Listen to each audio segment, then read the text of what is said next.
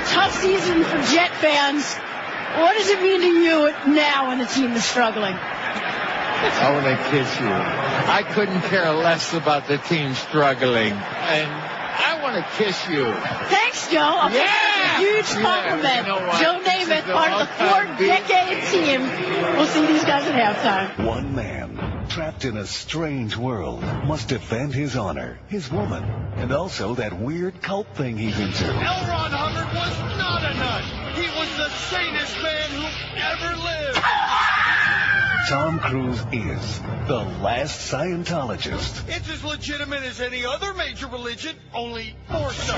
The last Scientologist. If you call him gay, he'll sue you for $100 million. But if you call his religion crazy, he'll cut you in half, lengthwise, with a 4-foot samurai sword. Nicole wasn't so into it, but I'm pretty sure Penelope will be. And if not... He's even willing to die for Dianetics. He is the last Scientologist. What do you want from me? I mean, besides my fame, my fortune, complete control of my life, and, oh yes, my soul. Tom Cruise is the last Scientologist. Unless you count John Travolta, Jenna Elfman, and a few other gullible Hollywood airheads. The Last Scientologist is now playing with your mind in a theater near you. 10:01 at 560 WQAM. Happy Wednesday to you. Got some bad news. Don't want to start out with bad news, but we do have some bad news. Look at that schedule. The booster at 4 this afternoon again. Come on, Humper, lose an ounce or two, okay? Jesus, God almighty, what a load. WQAM, our first call on a Wednesday. Hello. Hey, Neil? Yes, sir? Hey, did you read where that guy from the Righteous Brothers died of cocaine? Yeah, we had it on the air yesterday, yeah. Oh, I guess he lost that numbing feeling, huh? Excellent. I'll talk to you. Okay. I don't know. That was beautiful. Probably See, pretty I numb. just had that, numb feeling myself, as a matter of fact, that dumb feeling. Had a tingle. Anyway, we changed the poll again yesterday while you folks weren't looking. Because Dean, with all due respect, there's a listener named Dean who sent us a great idea. We thought it was a great idea. Yeah, we liked it. See, it was a good idea. The only problem being that we didn't have the right names on for the list that he was talking about. See what I'm saying? Okay.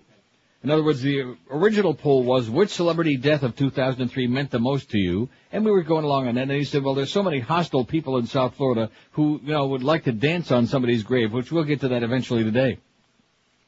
But he said, how about saying which celebrity death of 2003 made you the happiest, which would have been fine. The only problem is that it wasn't the right list. There was just, there were just too many nice people on there. So I didn't even save that.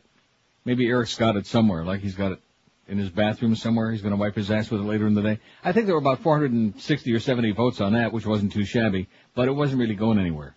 Because it was all, I don't give a schmidt about any of them, and all, Celia Cruz won hands down, and then Bob Hope had quite a few, and after that it was very few, smattering. It was crappy. I didn't like it. I felt queasy about it. You know what I mean? Unclean. Yeah, I felt very unclean and uncut. Which celebrity death of 2003 meant the most to you, we asked. I don't give a schmidt about any of them, 282, 30.7%, which isn't that bad, considering what we're dealing with. John Ritter wins in a really tight race. John Ritter with 98. Johnny Cash, 95. How come we didn't put June Carter Cash on there? Nobody cared about her. Oh, that's right, you're right. She was overshadowed, eclipsed. Art Carney, 45. Fred Rogers, 34. Celia Cruz, 33. Nice going. You go, boy. Celia, 33. Barry White, 31. Bob Hope, 29. Dr. Bob Atkins, 24. Warren Zevon, 23. Charles Bronson, 20. David Bloom, 18. Katharine Hepburn, 17. Robert Palmer, who's addicted to death now, along with Gregory Peck. They each had 15. Buddy Hackett and Morris Gibb had 12 apiece. Hey, don't go to Mount Sinai, Morris. Not a good idea. Oh, Jesus. Gregory Hines, Lenny Riefenstahl, who was the producer for Hitler, and David Brinkley each had 11. Rod Roddy, Herb Brooks each had 9. Warren Spahn had only 5. This is just not a sports crowd. Donald O'Connor, Fred Berry, Buddy Epson, 5 apiece. Dave DeBuscher, only 4. Like I said, it's just not a sports crowd, George. It's your fault. Mm-hmm. Robert Stack only had 4. Boy, that really pisses me off. Horst Buchholz, Irv Kupcinet, Leon Uris each had 3. Alan Bates, David Hemmings, Nina Simone, and Nell Carter. And a bunch of other ones each had 2, which I'll get to eventually if it doesn't disappear here real quick. Where is it? Somewhere. Charles Bronson had 1. Earl Hinman, Hume Cronin, Donald O'Connor. Everybody got at least 1. That's good. Donald O'Connor 1. Richard Crenna 1. John Schlesinger 1. This is, what did he just do? Did he just change this on me, Eric? What is this? Oh yeah, he just while I'm reading it, That'll he does learn me the you. old that was bad. He's getting even with me now for something. Better read faster now. Which celebrity death of 2003 made you the happiest? I don't give a schmidt about any of them. 278, Celia Cruz 89, Bob Hope 33, Lenny Riefenstahl, Nazi 17, Dr. Bob Atkins 14, and we had how many votes? 517. Well, that was pretty good. So why did I change it? It was just too lopsided. Anyway, somebody called yesterday about the MoveOn.org thing, about the ad contest they had, the 30-second Bush in 30-second contest. Speaking of Bush in 30 seconds, by the way, we got something on our website. It's not on there yet, but it will be today. It'll just make you pee your pants. Best thing ever. The greatest thing we've ever had on NeilRogers.com. Here's a little sample. Saddam Hussein has weapons of mass destruction.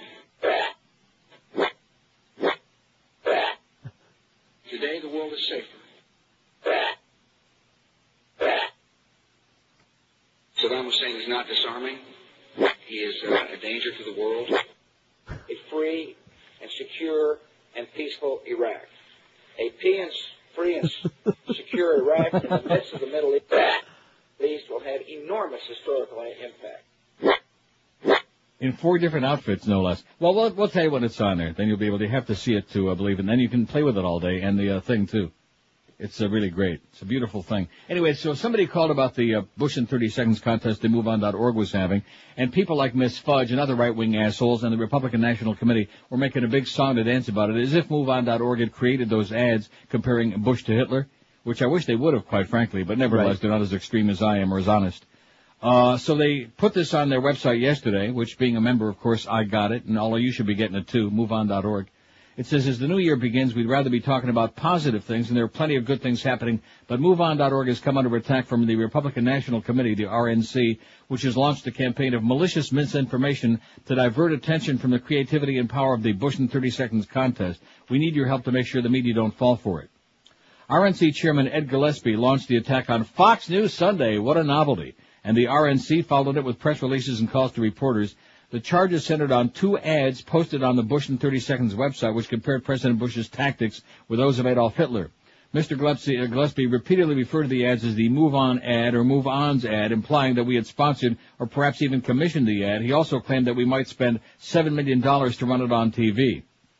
This is a lie. MoveOn.org hasn't sponsored such an ad, and we never would. We regret the appearance of these ads in the Bush in 30 seconds site. The 2 ads in question are from more than 1,000 posted by members of the public, and they were voted on by MoveOn.org members through December 31st.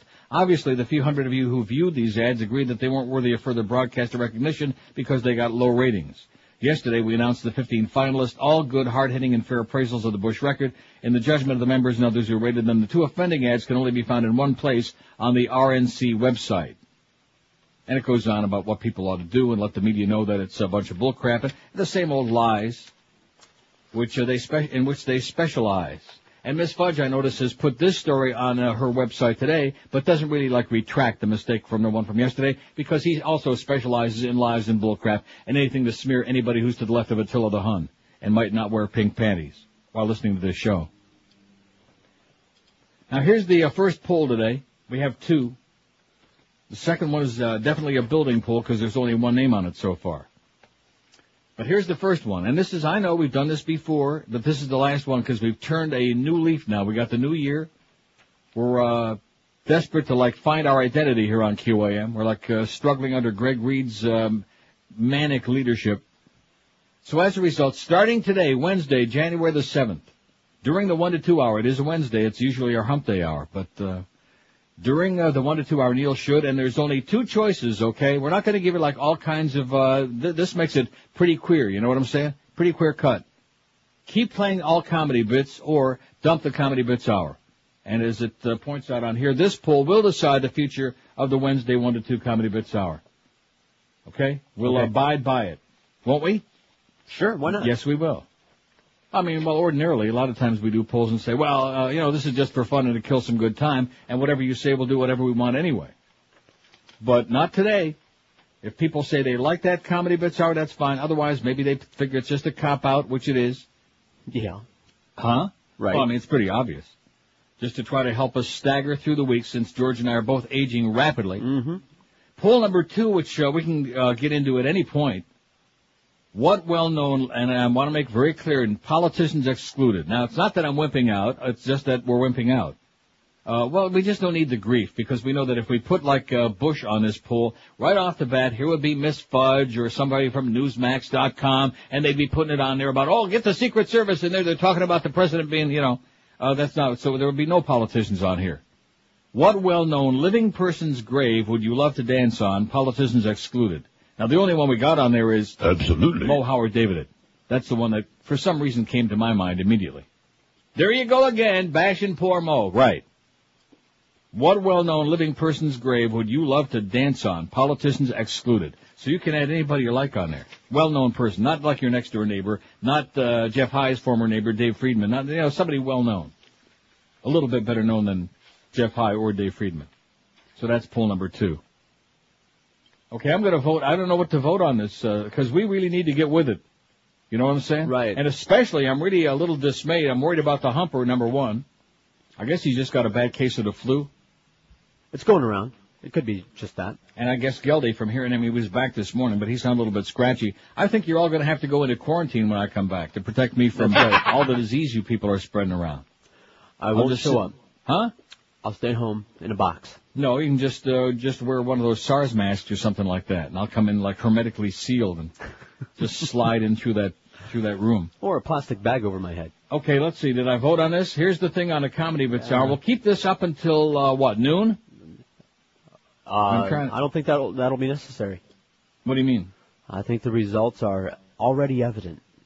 Well, now don't get all carried away. I see what they are. There's 29 votes. 23 say dump the Comedy Bits Hour, and 6 say keep playing all comedy bits. Okay, well, like I said, we'll do it this hour. How's that sound? All right. We'll do it until 11. Don't be so precipitant, okay? Well, I don't want to be. Don't like I know, because you you like it just as much as I do, because it's like check my falling email. off a log. Well, we can't afford to be dropping no more logs, okay? We got to try to pick up the pieces here at QAM now that Greg has smashed the old egg again. You know those Easter eggs that you find on the DVDs? Well, this is the radio egg, and Greg keeps dropping it. I'd sure like to have one of those HD TV radio receiver kind of things to hear how great we sound sure. on stereo. Of course. Anybody got one? No, they haven't invented it yet. It's going to sound great as soon as they invent it. 10:13 at 560 WQAM. Does this sound like you underpaid and overworked? Yes. Well, if you like a new high-paying career but you don't have 4 years of the cash to waste on college, if this is you, Fast Train's got your solution. Pick up the phone and call Fast Train today.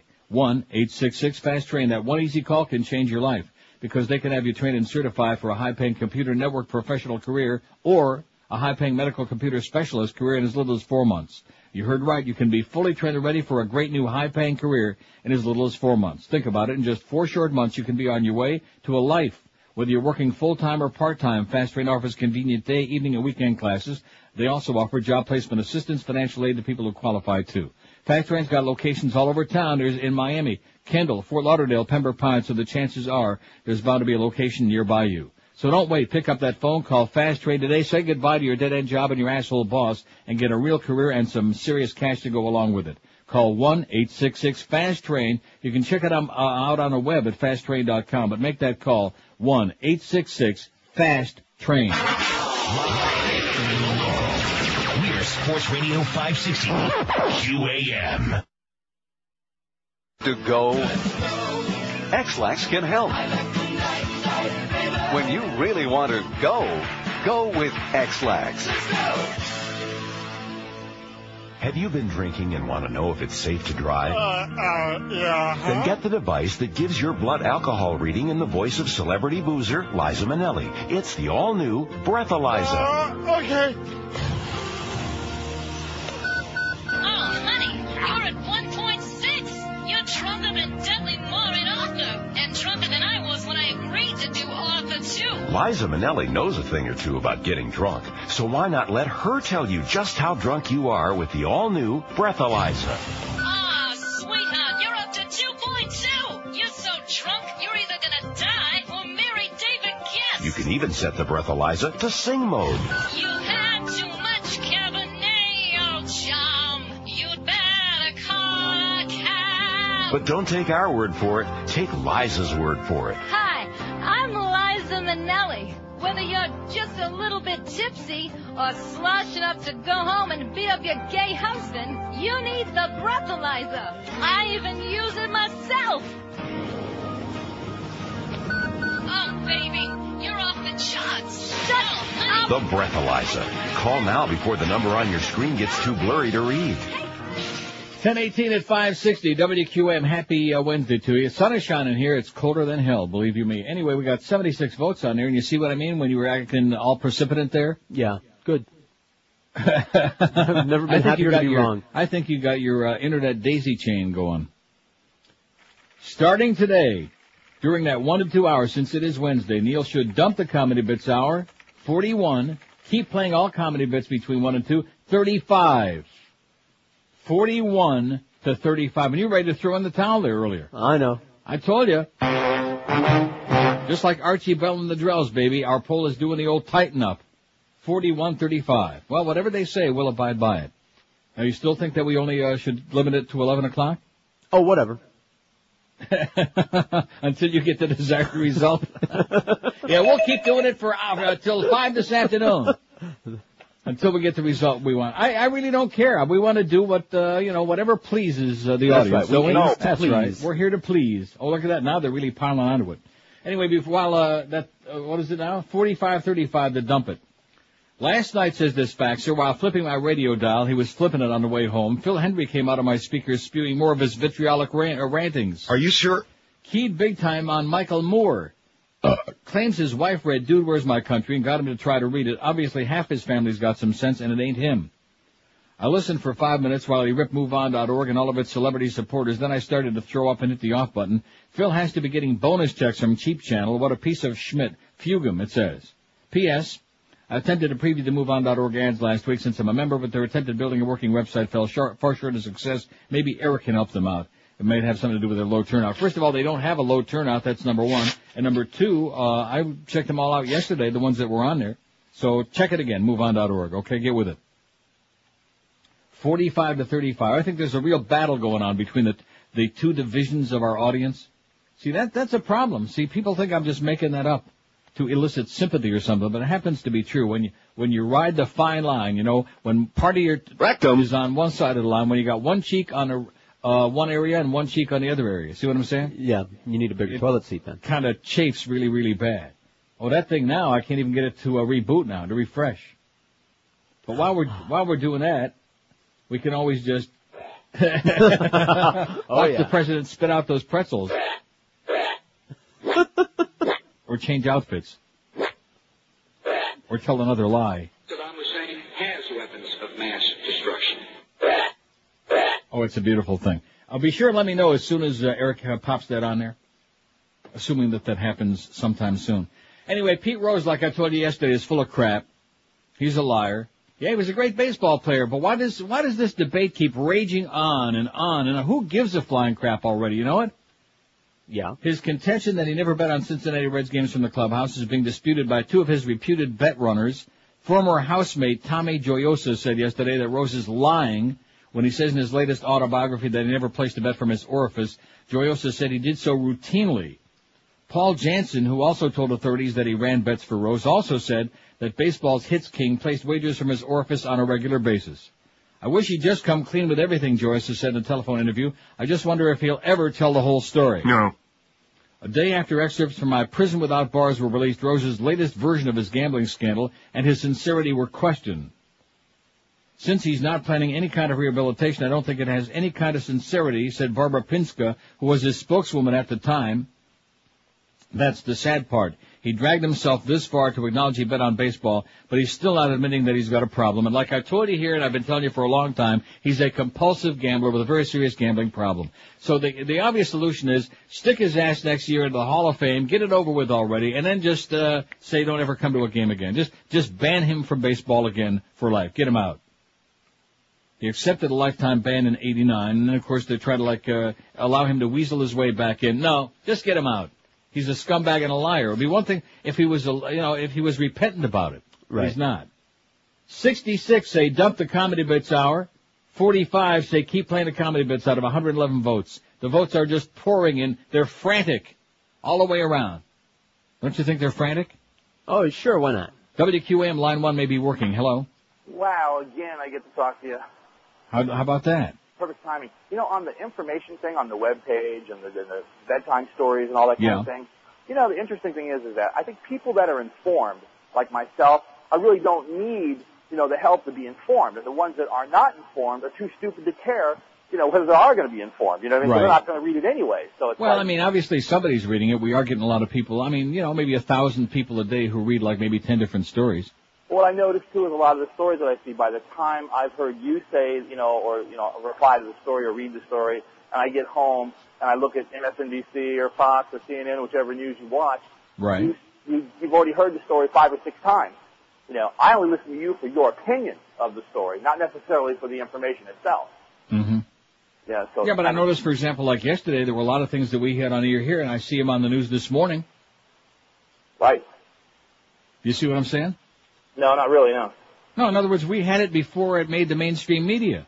Oh, right. Well, yeah, you think you do, but sometimes you don't either. Usually, sometimes it's the next day. Like I'll hear something that happens later after you're on the air, so it's had the whole other day to cycle through, and then by the time you get to it, Schnitt's already done it, Rush has already done it, CNN has already done it. Well, first of all, I'm assuming that most of our people aren't listening to Rush or Schmidt, okay? I'm assuming that. Well, I'm praying for their mental health they're not doing that. But people do. I listen to everything. I want to know at the end of the day. I want to hear every side of every story. So in other words, you think that Rush has got a side to his story when he goes on here and talks about the Clintons murdering people and just making crap up? You think he's got a side to his story? See, I'm not buying that. But at the same time, I wouldn't listen to him if you paid me by the second, because I know exactly what he does. He's just a freaking liar. Yeah, but at the same time, some of the stuff that you say is biased by, a liberal belief or whatever. No. There's a difference between a bias and making crap up and just blatantly lying. If you can tell me something that I lied about politically on this show, I'd love to hear what it is. Well, you don't. People don't lie on purpose, but a lot of times, when you tell a certain line, you're repeating something that is almost to the point of ridiculous. Like Rush does the same thing. The liberals do the same thing with their partisan crap. You're not listening to me. Have a great day, sir. You're just going there like a dog chasing its tail. I think you want to hear the sound of your own voice. 5, 6, and what was the point? What is the point at all? We should just Schmidt can the website to make him happy because he's listening to all of the other shows? And because nothing we have on there is new. First of all, 95% of the articles on our website you won't find anywhere else anyway unless you're doing your own homework. Right, unless you're going to all the places. That's the whole idea of it with the bedtime stories. You can find them on the websites where I find them. I certainly didn't write them or invent them. But that's the idea, to make it easier for people who are a little bit curious and want to read something as opposed to the kind of Reader's Digest garbage they get in the Sun Sentinel and the Herald and from the American networks every day. Pablum. But anyway, he killed some time. Stop lying. Your literal lies. Oh. WQAM, hello. Hey, Neil. Yes, sir. Reverend Jones. Go ahead and put Reverend Jones on the list. Yeah, WQAM, hello. Gonna bury you Democrats in the... WQAM, hello. Hey, Neil. Yes, sir. I couldn't disagree more with the gentleman that just called. I always find that when I've heard the stories from your show, they always come out later on the mainstream media. Right. It's the complete opposite of what he was saying. Mm-hmm. Just wanted to say that. Okay, thanks. 567-0560, pound 560 on the AT&T and Verizon wireless line. For example, U.S. gives Halliburton waiver for oil deal, even in spite of the Pentagon audit that found evidence of overcharging for fuel. Hey, that ain't going to bother anybody. The U.S. Army has granted Halliburton a special waiver to bring fuel into Iraq under a no-bid deal with a Kuwaiti supplier. How do you like that? The Army Corps of Engineers spokesman Ross Atkins said yesterday the waiver was granted to Vice President Dick Cheney's former firm to ensure much-needed fuel reached the Iraqis, and the decision was not tied to the Pentagon's audit. If you don't like that well enough, A partnership of giant companies with ties to U.S. officials has been awarded a $1.8 billion Iraq reconstruction contract, the government said yesterday. But Pentagon and State Department officials acknowledged they hadn't worked out a bureaucratic squabble over which agency would ultimately oversee more than $18 billion in reconstruction funding approved by Congress last fall. Guess what companies they were? The team of Bechtel and Parsons Corp on the deal for major reconstruction projects in Iraq. All right. So it's Halliburton and Bechtel and a bunch of their other asshole buddies. I just mentioned those things in passing, but I must have made them up. Stop lying, you 175 votes on there. This poll deciding the future of our Comedy Bits Hour. It's not looking too good, George. 175 votes. 103 say dump the Comedy Bits Hour. 72 said keep playing all Comedy Bits 1 to 2. 103 to 72. You got 33 minutes, and the pressure is building. Hey, it's the last mortgage you'll ever need. The only one mortgage from Financial Group. The benefits are incredible. 0 closing costs, 0 application fee, 0 credit bureau fee, 0 discounted points. Get the new low interest rate at just 1.25%. If you have a $100,000 loan, your payments are only $334 a month. If you have a $200,000 loan, your payments are a low $668 a month. And don't forget, once you refinance or get a new home mortgage from Financial Group, you'll never ever pay closing costs again. So call them today, 1-800-940-LEND.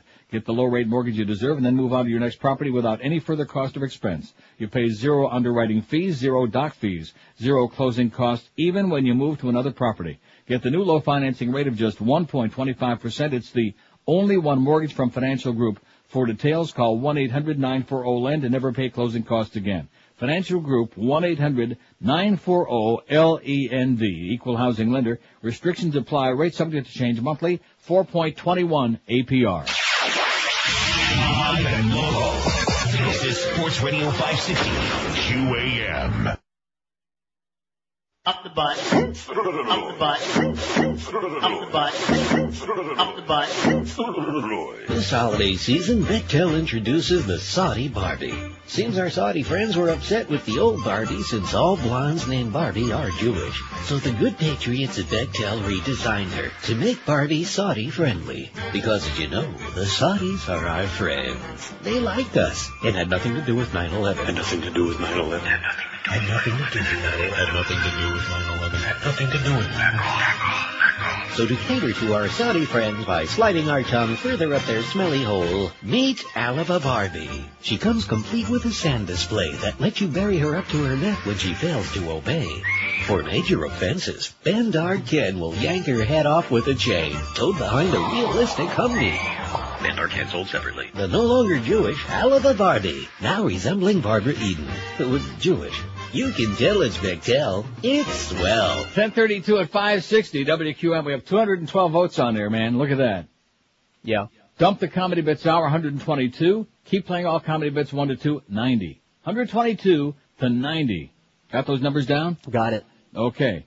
Okay, we need some names for this second poll that we're going to take after 11 o'clock. What well-known living person's grave would you like to dance on? Politicians excluded for obvious reasons. All we got so far is Mo Howard David. Absolutely. I added one even before you brought him up. Who's that? Rush. Oh, Rush Limbaugh. Yeah. Oh. And it'd be a nice little drive, like if they bury him here locally. That would be excellent. Like a picnic. In fact, maybe if he keeps popping him oxys, it might happen soon. You never know. Boombox, have a party. Put the boombox right on the tombstone. A boombox? WQAM, hello. Yeah, good morning, Neil. Yes, sir. I would like to ask you a question about the F word. Yeah. Okay. You probably are aware that the FCC has changed their mind on how it can be used on the air? Yeah. Have you ever discussed that? Well, very briefly. I'd like to hear your... Because we're not going to be using it here. Well, I understand that, but I'd like to hear what you think about it. What I think about what? Well, what I think about it is the FCC hasn't got any business regulating any words. I think that all words should be allowed to be spoken at any time. Well, but I mean in the context where... You asked me what I think about it, and that's exactly what I think about it. I have a feeling... And the idea that a bunch of blue-nosed asshole right-wingers, in fact, the one guy in California wants the word asshole banned as well, added to the 7 dirty words, the idea that they have nothing better to do than sit around trying to dictate whether it can be used as a adjective, as a verb. What kind of crap is that, man? It's stuff that even kids in a sandbox wouldn't waste their time on. I agree with you. This is the kind of crap that we're up against in America. I think your listeners would like to hear what the latest ruling is, though. We've already talked about it. I must have missed that show. Well, the ruling is that it had to do with Bono when he was on that award show, and he said he used it as an adjective. He didn't use it to appeal to the prurient interest of the audience. That was the ruling, and so they said that's okay. He used it as a adjective as opposed to a verb or whatever. It was a silly thing. Have you seen Lantana yet? No. Okay. I can't find it, but I'm looking for it. And have a great day. Oh, God. 567-0560, pound 560 on the AT&T and Verizon. Fugue all of them, that's what I say. Fugue the FCC. Yeah. Right? Screw them. All this crap worrying about little words and, oh, this word is going to kill you. And if there's some kids hear this word. Kids have words that we haven't even discovered yet, okay? We don't even know what the hell they're talking about. And they're worried about kids are going to hear words. See, the problem, this poll today is very, very interesting. You may not think so because it only has two choices. That's why it's interesting. Because it doesn't give anybody an out for some kind of a cute, you know, how they like to... Right. No, I hate this is right down the middle. In other words, give us a gut answer. And this goes to show you that our audience is damn near split right down the middle. You got people who want nothing but goofball stuff. Right. Just want a bunch of silly stuff. Like that. Like that. Like that. And even like that. And like that. Then, you got the people who think that it's World War VII here on the radio and that we're going to solve all the problems of mankind. Like that first guy who all he did was do about 3 minutes of double talk. I have no idea why I let him on so long. I thought maybe he was going somewhere, and he was. He was going to the dial tone. He just didn't get there soon enough. But, he listens to Rush and to Schmidt. He's just a talk show groupie. It's got nothing to do with hearing all sides, sir. Why don't you just admit it? You're just a talk show groupie. And if there's one thing I cannot stand is talk show groupies. Back in the days when there was such a thing as talk radio, which it doesn't exist anymore, it's done. It's history. This isn't a talk station. It's a sports bar with a microphone that happens to have this show in the middle of it to try to, make some ratings and some money. Which at least in the second part we're doing. Can you imagine if we didn't have all the live spots today? Oh, I know. What would we do? Nice going, Screw-Ann. Keep that revolving door going downstairs there for the sales department. Jesus Christ. Boy, talk about going out of business sale. But at any rate, so the audience is almost evenly divided, and so we try to, pacify everybody, right. Which is not easy. No. Believe you me, it's not easy, because and of course being in South Florida, even if you were pacifying everybody, it'd still be bitching about, because it's the South Florida effing way. Oh, see, there's that word again, the Fugan way. 237 votes. It's not as lopsided as you thought it was going to be from those first votes. See, you overreact. You're just too knee-jerk, man. Right. You're too much of a knee-jerk, or just part of that. 255 votes, 145 say dump the comedy bits hour, but 110 say keep playing all comedy bits 1 to 2, man. We like it. We're squeezing it while you're doing that. And of course, we are too, because we got nothing else to do. Right.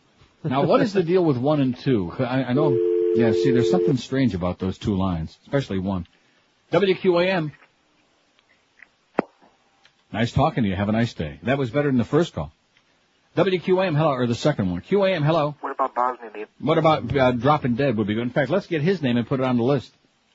WQAM, hello. WQAM. Hello? Yes. Hey, I'm sorry, I was on the speakerphone. Neil, it's nice to talk to you. I've been away in Colorado for a while. Well, congratulations.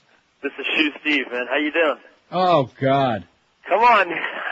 Oh. You don't miss me, Neil? No, I don't. You see what I mean?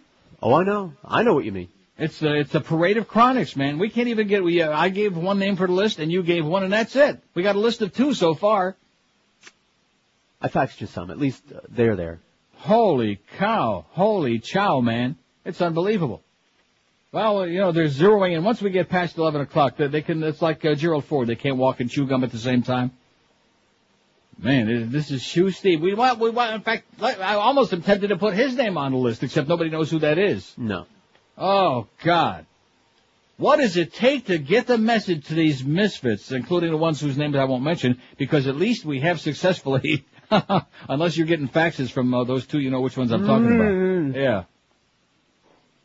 See, I've tried to tell you, if you just ignore them, then eventually they will go away, because that's all they want is attention. Right. Oh, here's a good one. O.J. Simpson. I like that a lot. Mm-hmm. Oh, you'd have to shove me off that tombstone. Jerry in North Carolina. Oh, look at that. North Carolina's adding to our poll. But, of course, South Florida, as usual, they're laying out. They're too busy making guttural sounds. You. What?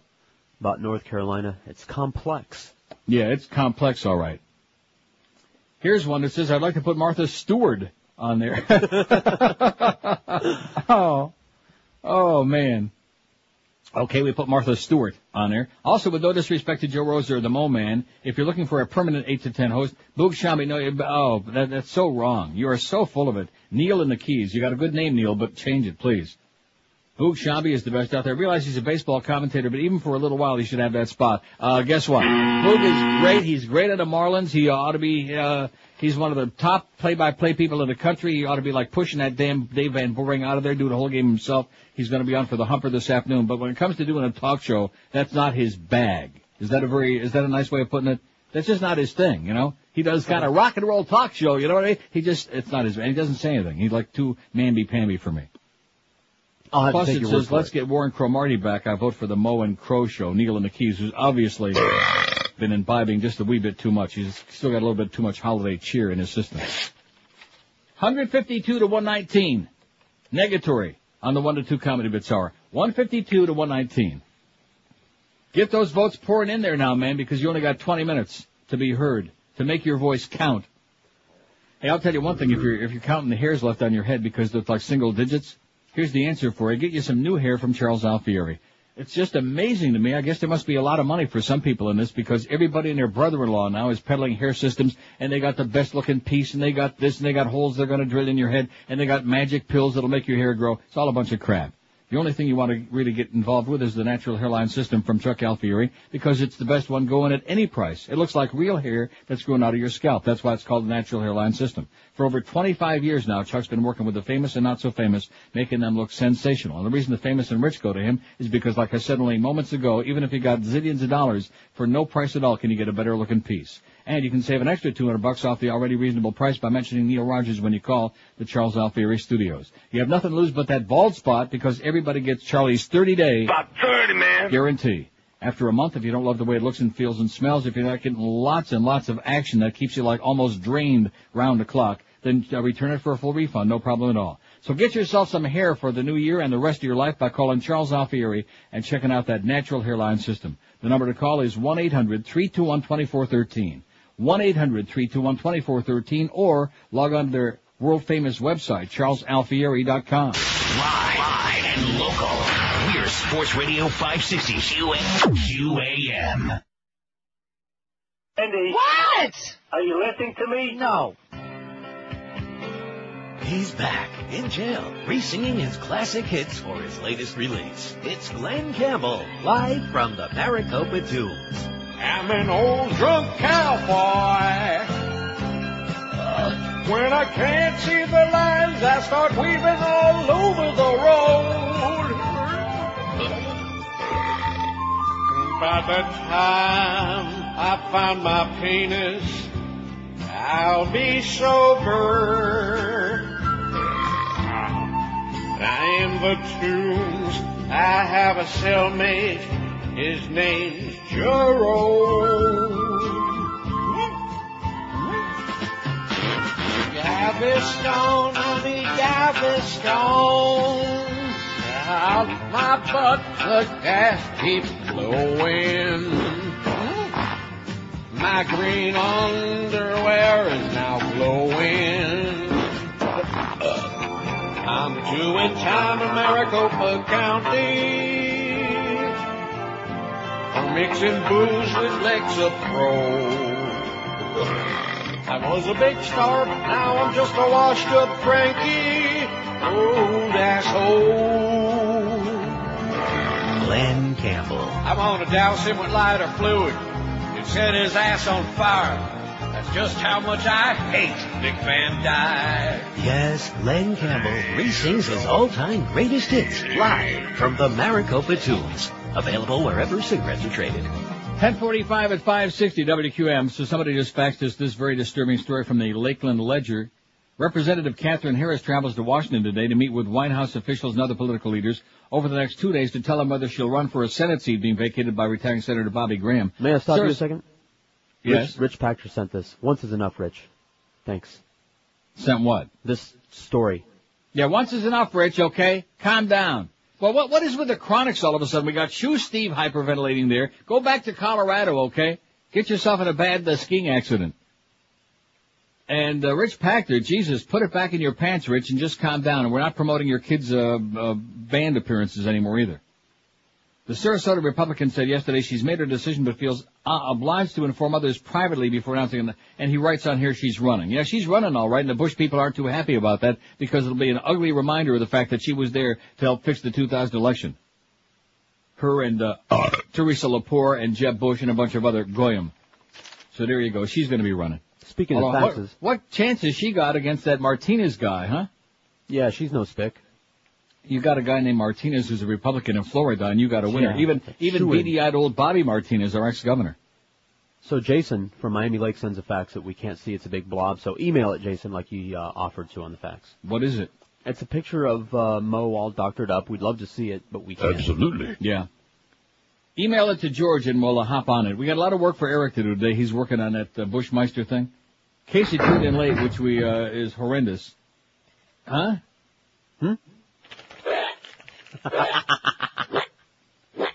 Now, what is this thing called?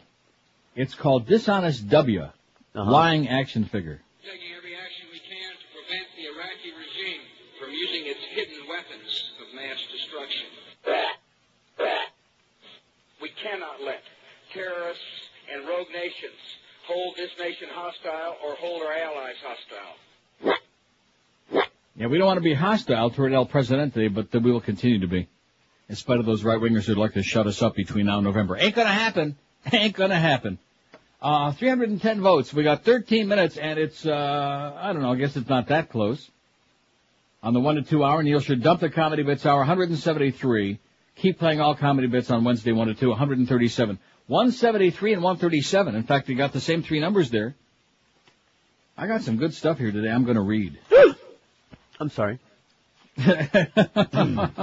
Here's one thing that I just do not understand, man. I got a good column by Carl Hyacin, too, no less. Welcome to the big house of prayer. Oh, about that prison? About Governor Jeb and the house of, the big house of prayer. But this one, poll shows Democratic race tightening. There's so many goddamn polls. Jesus, Kate Christ. There's one poll that we talked about yesterday. It was the CNN Time poll that said Bush 51 and Dean 46%. It was taken over the weekend. Now, here's another one, CNN USA Today Gallup poll between Friday and Monday. And this one shows Bush with 59% and Dean with 37%. But the most startling thing here is the Democratic contest. According to this, where the hell is it? Where are the numbers? Dean has got 25%, and Wesley Clark comes out of nowhere. Now all of a sudden he's got 20%. Where did that come from? He didn't even participate in the Iowa debate on Sunday. He didn't participate in the radio debate yesterday. But all of a sudden Wesley Clark is just zooming out of nowhere. I say Dean Clark. Now there's, he said he won't take it. There's also a really interesting poll that CNN took back starting in September. It's kind of a hidden poll. And if you go to their politics page or whatever the hell, and you click in the right spot, which I don't know how you're supposed to find it, but it's got like 2 million votes on it and 1.8 million. Which candidate do you think, Democratic candidate, has the best chance of beating Bush? And Wesley Clark's got like 1.8 million votes. Isn't that amazing? But nobody ever talks about that poll. It's like a hidden thing. You have to like search for it. I heard the Clintons voted 1.5 million times. What is all this stuff you're sending me? Stuff. Crap. Oh, God. Man, oh, man. Okay, here's this other poll that we're attempting to build today. Maybe this is going to go over like that other one yesterday. Maybe our audience is just too nice for this. Do you think so? No. What well-known living person's grave? Well, because we know, we all know what they would like to put on there, but we don't want to do that because there's no sense in opening up a hornet's nest for ourselves. What would be the point? What well-known living person's grave would you like to dance on? Politicians excluded. You got Mo Howard David, Rush Limbaugh. Absolutely. O.J. Simpson, and Martha Stewart. I mean, it's a very nice list. But it's pretty short. 5670560, pound 560 on the AT&T and Verizon Wireless line. WQAM, hello. Hey, Neil. Yes, sir. Got to add Jerry Falwell and Pat Robertson. Two good ones. I In fact, maybe we could have a side by each funeral. Stick them both in a coffin before they're dead and push them off a building. All right, sounds good to me. All right. Because the Lord told Pat Robertson Bush is going to win in a blowout. That's another thing. We had that story on before anybody else, then all of a sudden there it was. They were even talking about it this morning. Jack, what's his name? Cafferty there on CNN. I talked about that on Friday. That first guy, or the second guy, the first one was a great caller, but that second one after the break, he was unbelievable. Ba-ba-ba-ba-ba-ba. Just a lot of verbiage, you know? Kind of like Petey Lenny. Said a lot of words, but didn't really say anything. Jerry in Bonita Springs faxes and says, and this is a very good one, Jerry. See, the faxers are coming up with the good stuff today, not the callers. What have I always told you about the callers? And especially now that in the new year we're devoted to taking millions and millions of calls every day. I mean, zillions. What? I'm serious. One of them. They want phone calls, baby. They want good calls. They want bad calls. They want assholes. That's it. What do you want? We're going to give it to you. You know what I mean? Check it out. He's not coming back, by the way. No. Yeah, he ain't coming back. No, can't. The more happen. I think about that thing with the Beast and Miguel, man, talk about a couple of rocket scientists. What kind of nonsense is that? What the hell what do we have to do with the fact that he got himself fired? It frosts my ass. It really pisses me off the more I think about it. There was only one person that could have saved his job, and that was him. That's the truth. The guy, even with the stuff, even with as far as he pushed it, he still was only going to get suspended for a couple of days, one of which he was going to take off to look for another job, which they knew. And instead of that, it's like, hey, stick it up your ass, and all that crap. So he got himself canned, and we're supposed to pay, all of us on QAM are supposed to pay a wicked crime for it. You know, call up Greg Reed and bitch him out. Anyway, Jerry says, I'd like to suggest Ann Coulter for your Dance on the Grave poll. When she comes on the screen, my skin begins to crawl. I think she qualifies. Absolutely, she's not a politician yet.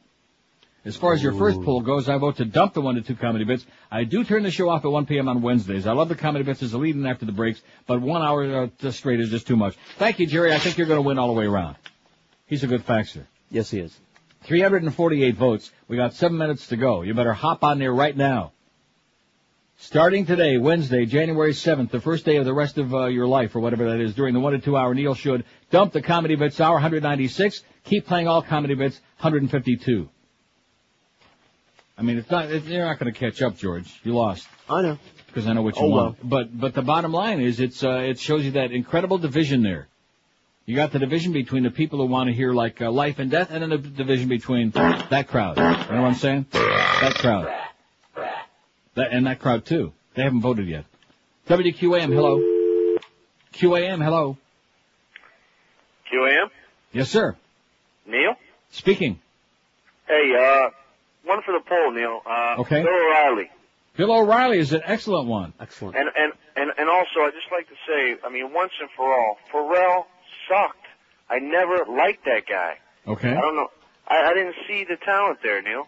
So these people need to get over it. Yeah, that's very well put, man. They need to get over it. He ain't coming back. Whether they liked him or they hated him, he got himself canned. He's in Chicago now. He's got man cow disease, and he ain't coming back. And life has to go on, you know. Life is going on. Amen. Thank God that he's gone. Thanks a lot, Pally. Have a great day. Bye-bye. See, there's some guy who didn't like him. I mean, there are a lot of people who did like him, and, we can argue about it and cry over spilt milk for the rest of the time. I'm not going to do it. It's pointless anyway. I'm not going to do it. I guess there's a segment of the audience there that thinks that we all should have just walked out until they brought him back. But the problem being that a lot of us knew a lot of things that you people don't know, see? That's one of the problems with the audience on so-called talk stations, is that they think that they know something. Now, the people who listen to this show, they do get to hear a lot more, because we talk about a lot of inside stuff. But they still only know a fraction, because there are a lot of things, for obvious reasons, that we can't talk about. That's right, we dasn't say. What are you talking about? What do you mean? Name something. No, you name something.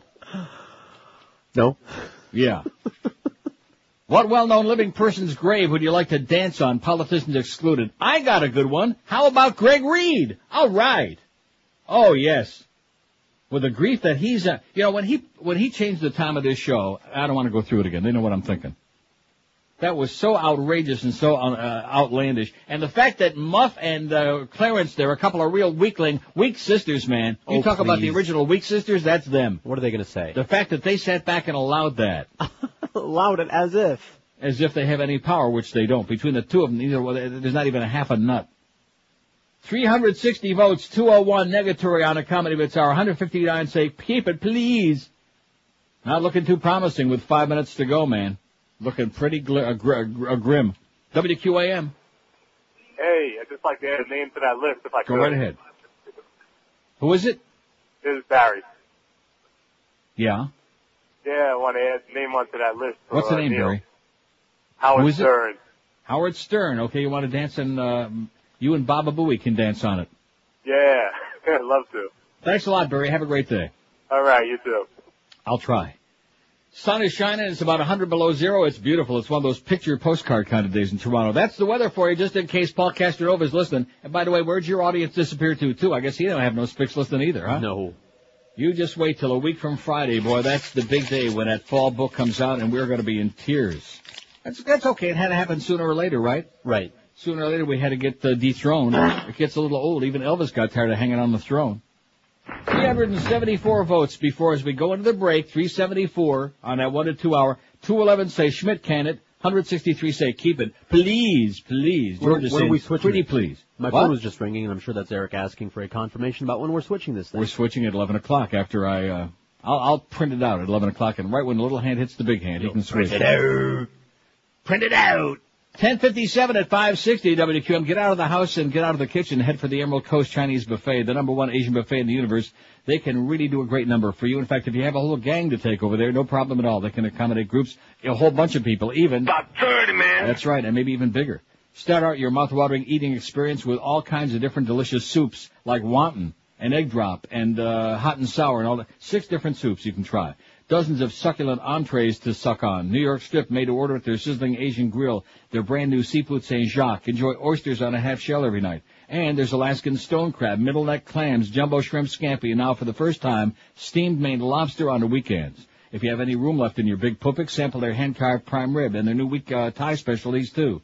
And at the Emerald Coast, like I've been telling you for about a zillion years now, you'll walk out with a big smile on your puss, a happy stomach, and no headache because they don't use any crap in the cooking. No MSG, no cornstarch. They cook only with cholesterol-free oils. The buffet features a full salad bar, the new sushi bar, fresh shrimp cocktail, and they've got a gigantic dessert station for your real pigs out there because they got Belgian waffles, pies, cakes, ice cream with all your favorite toppings, pastries, even fresh fruit, like watermelon they be having too. Emerald Coast, 3 locations. They're in Sunrise, Pine Island at 44th Street. They're on Collins Avenue, just north of 163rd, North Miami Beach. And also you find them at the intersection of Flamingo and Pembroke Roads in Pembroke Pines. So take the whole family, take the whole gang from the orifice or wherever for a real feast at the Emerald Coast Chinese Buffet and let them do the cooking for you. Take out and delivery available as well. Call them at 954-572-3822. 954-572-3822. Next time you want a real feast, a real pig out, this is the place you got to try. The Emerald Coast Chinese Buffet. Live and local. This is Sports Radio 560. QAM. Are you fudge packing? Yes!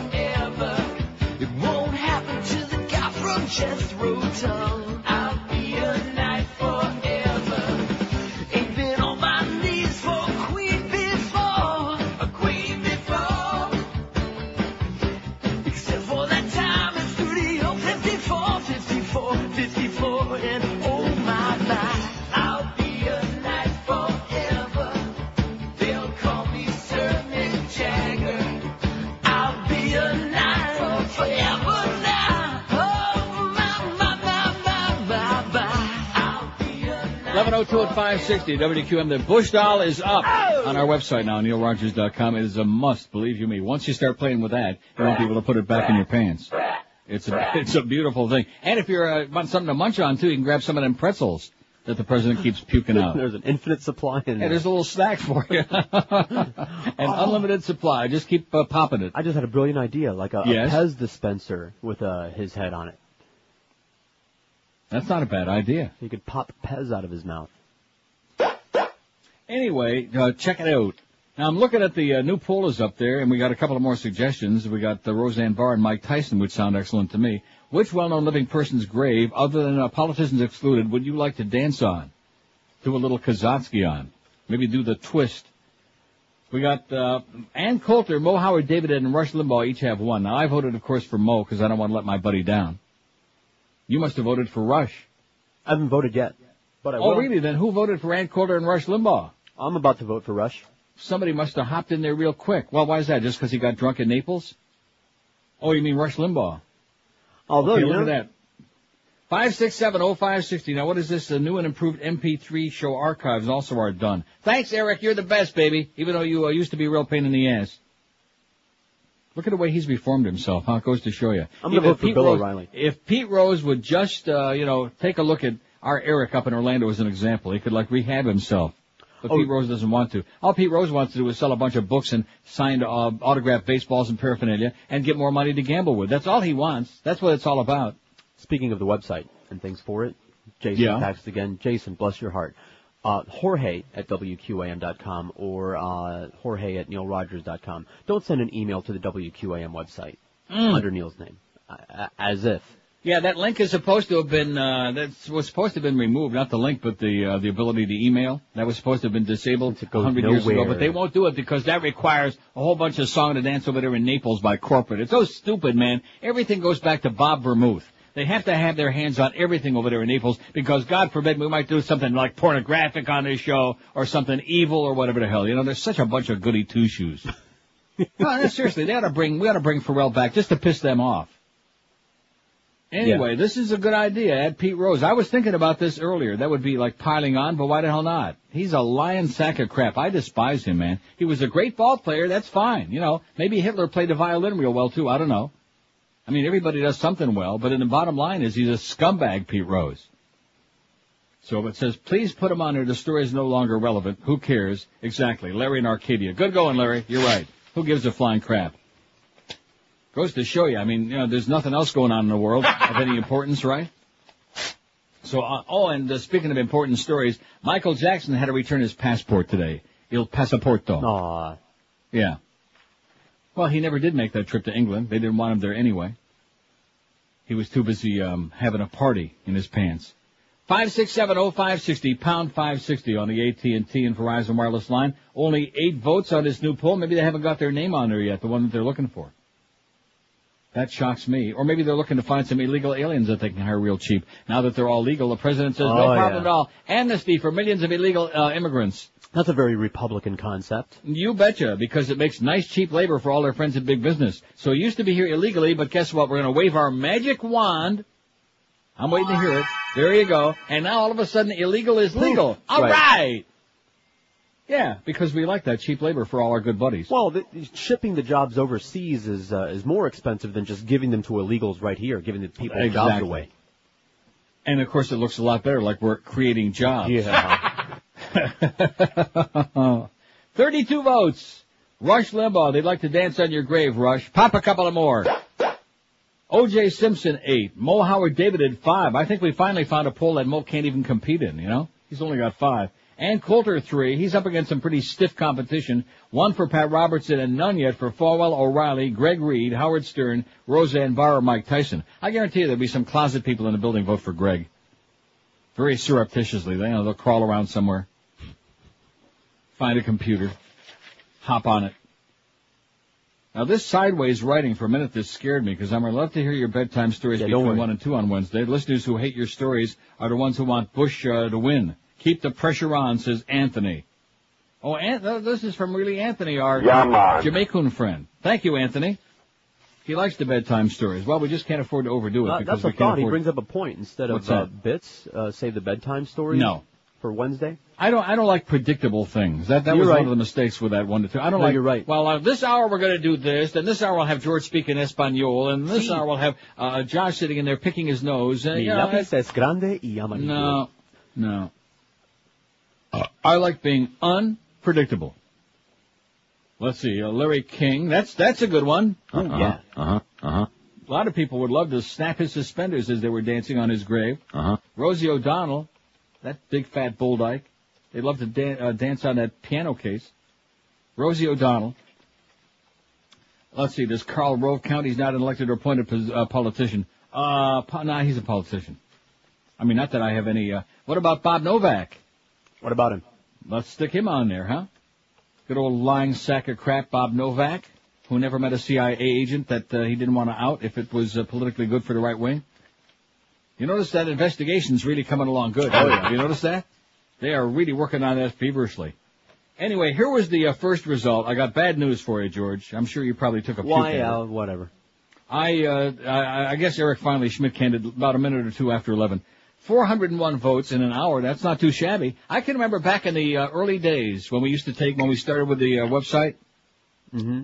I wonder if Eric has kept those. I'd love to know what we had on the first couple of weeks, the first month or two that we started taking polls. I bet you we didn't get 401 votes in a whole week, maybe. Right. I don't know.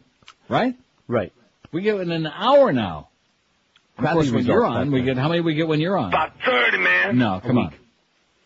401 votes, 226, that's 56.3% said, drop the Comedy Bits Hour. Oh, Christ.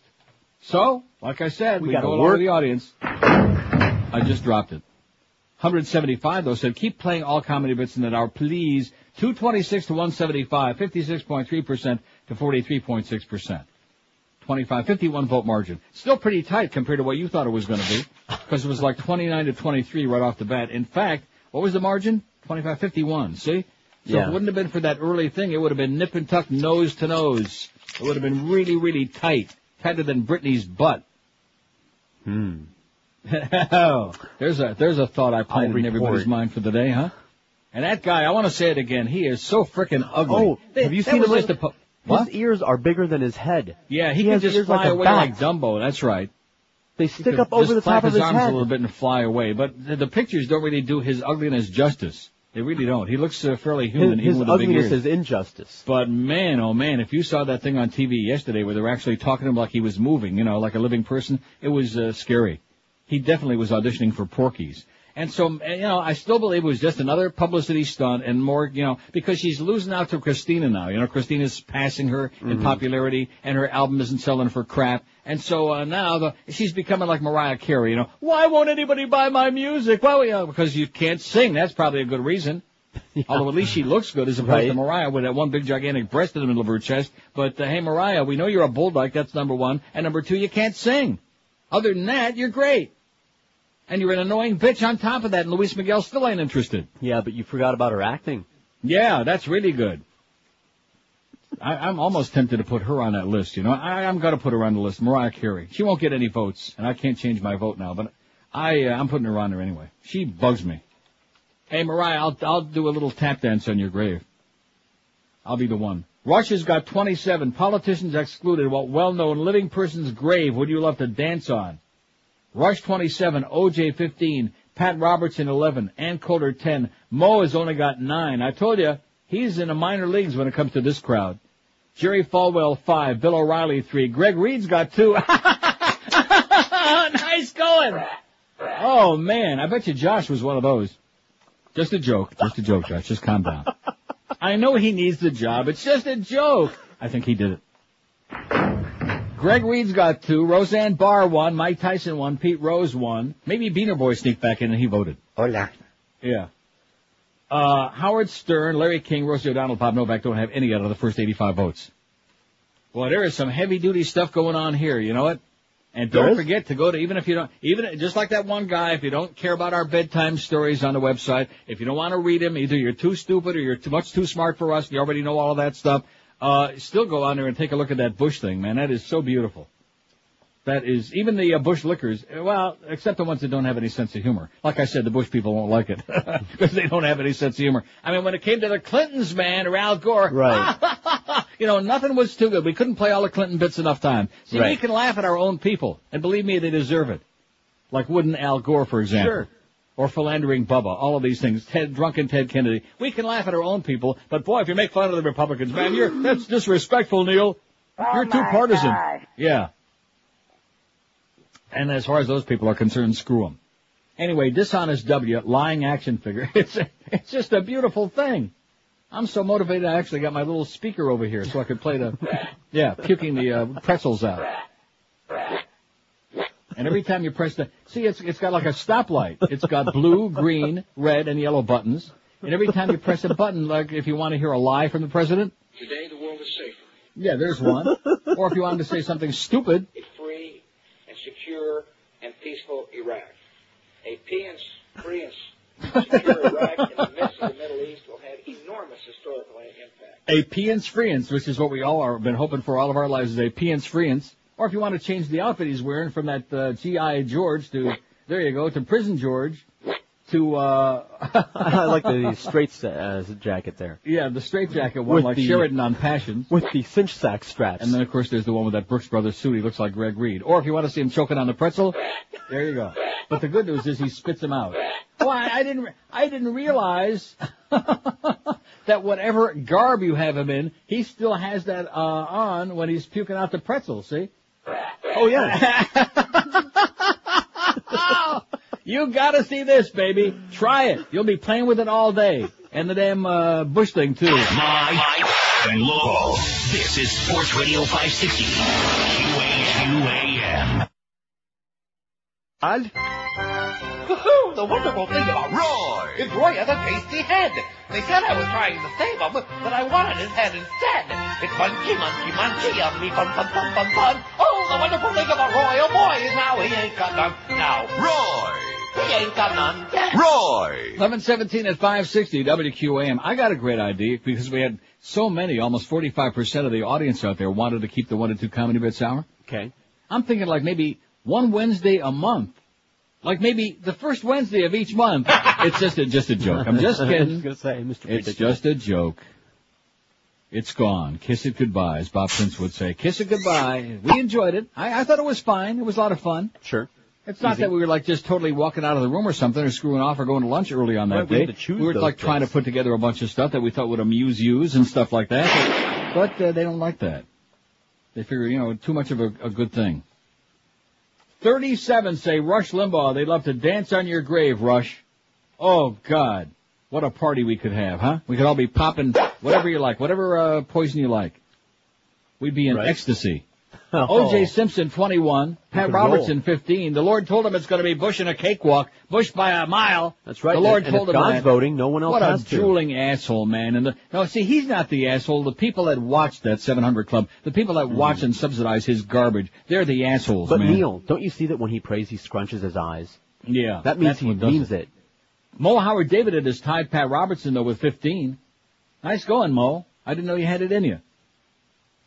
And Geldy said it's usually in the bag. Ann Coulter, 14. Jerry Falwell, 9. Bill O'Reilly, 6. Greg Reed's got 5. I bet you some out-of-town votes are coming in for Greg. Mike Tyson, 3. Rosie O'Donnell, 3. Howard Stern, Roseanne Barr, and Pete Rose, 2 apiece. Bob Novak, 1. And none yet for Larry King. How do you like that? No. Not for Larry. No. Asshole. You gonna pay back those people, Larry? No. 11:18 at 560 WQAM. So we can add a whole bunch of names to this list. It's one that we really enjoy. We like dancing on some people's grave. It would be fun. Like I said, I don't do funerals, but I do make an exception. I will go and visit the old tombstone, especially for somebody Absolutely we all know and despise. WQAM, hello. I don't do funerals, but I do make an exception. QAM. I will go and visit the old tombstone. White guy in Boca? White guy in Boca, okay, hello. Oh, what's up, dude? How you doing, How sir? about the fisherman? The fisherman? Yeah, he's a little bit of a clown, wouldn't you say? Yeah, I wouldn't mind dancing on his grave, but nobody remembers who that was. I don't even know what his name is, and I don't want to give him any more publicity. Let's dance on the fisherman's grave. What do you say? Yes. Or how about Maurice Greasy Ass? 5670560, pound 560 on the AT&T and Verizon. See, now it's going to be interesting because they wanted us to Schmidt can the 1 to 2 hour on Wednesdays, but, and especially since we're doing screenless all this year, it's going to be really interesting to see if they have like any material. Because if not, I have to resort to all my good stuff here, like Robert Shear. Lord knows what Robertson wants. Oh, Penguins Mary Lemieux to miss the rest of the season for our 4 hockey fans out there. Bad news for that already on death's door franchise, the Pittsburgh Penguins. Boy, what is the point, huh? Is there any point in them continuing? No. They got no money. They got no points. They score no goals. They give up a schmidt-load of goals every game. They're pathetic. Nobody goes to see them anymore. And Mario is out for the season. He's got that hip pointer. He had whatever the hell it is. He tried therapy, rehab, but he's going to have arthroscopic surgery on his hip January 13, and he can't get back in the lineup. His left hip flexor muscle. He said he's not retiring. So in other words, there'll still be another one of those retirement tours like we've already had. How many of those we had from Mario? About 30, man. Right. As great as he is, it's getting a little bit ponderous. But he's out for the season. No more Mario for all you Penguin fans. Poor Mike Lang, man. He's probably suicidal at this point. Probably wants to jump out of the booth. 5670560, pound 560 on the AT&T and Verizon wireless line. Jim Mandich at 2. The Mad Dog's back this week. All right. The bad news is, though, if you tuned in late, the Humper is illin'. He's got the bad flu. He's got the flu and the craps and the whatever goes with it. And so the booster will be on again, 4 to 6:45. Luckily for Boog, it's a short shift because you got hurricane warm-up, 6:45. Hurricanes in North Carolina basketball, 7 o'clock tonight. How many people will be listening to that? About 30, man. Eddie K after the basketball game, Joe and Mark with their highly popular show overnight. And then after that, God only knows. 5670560. This line, too, is a little bit strange, too. Why is it that when I punch those up, the dial tones sound like so hollow? Is there a reason for that? It is a different, strange-sounding tone. Yeah, lately it's been sabotage, I think. Probably the CIA tap. Probably Bechtel doing something about it. WQAM, hello. Yeah, Uncle Neil. Yes, sir. Hey, how's it going? All right. All right. Hey, sign over All right. time. I don't know if you saw last Sunday, in the Sears they're selling shoes, women's shoes. And in the corner of the ad on each picture of the shoe, yeah. It says, security friendly. It's got a little airplane on it. That's great. Don't you love it? I do love it. All right, I'll see you around then. I'll see you around at Sears, man. Come on. And quit wearing them those pumps. Anyway, that's great. Security friendly. We got like a little thing. You know, that inspires me for a whole line of products that you can walk right through the air. Clothes that you can see all the way through so that they can see that you're not hiding anything. Uh-huh. Just totally transparent. I'm telling you, the clothing. day is coming when they do have those machines where they and they're going to say, well, we've tried everything else and it just doesn't work. They're still getting all these instruments through. And so we're just going to have those x-ray machines. Right. They got them. They have them. They've got them. They're just not using them yet because they know that people are going to start getting into brawls and fist fights. Be modest. Like when I walk through there and they start like laughing, and saying, You call that a penis? well, You saw my what can I sister tell you? naked, now you gotta marry her. 5670560, pound 560 on the. Oh, and speaking of products, I mentioned yesterday, and I got sidetracked. Not that it's a big deal because I don't know that much about them, but I was so shocked in seeing that Subway spot with the Atkins wraps. I finally saw that, yes. Yeah. And they got like the Atkins symbol there. See, now that he's croaked, you're right. All of those people who inherited his outfit there, his money machine, now they're really cranking it up big time. So you're going to be Atkins to death pretty soon, I'm telling you that. It's just, you're going to have Atkins coming out of your ass. Because, especially if you eat those bars. Oh, God. But, and they got wraps. Now, what I'm curious about is, what are they wrapping it with? Because the wraps have got to have, carbs in it, because it's like a form of, a tortilla, right? It's a bread, flour. right? A grain. So I'm really curious what that's all about. They looked okay. They look pretty good, especially the wraps compared are made to out most of of bacon. the crap that you get from Subway. Somebody will let us know.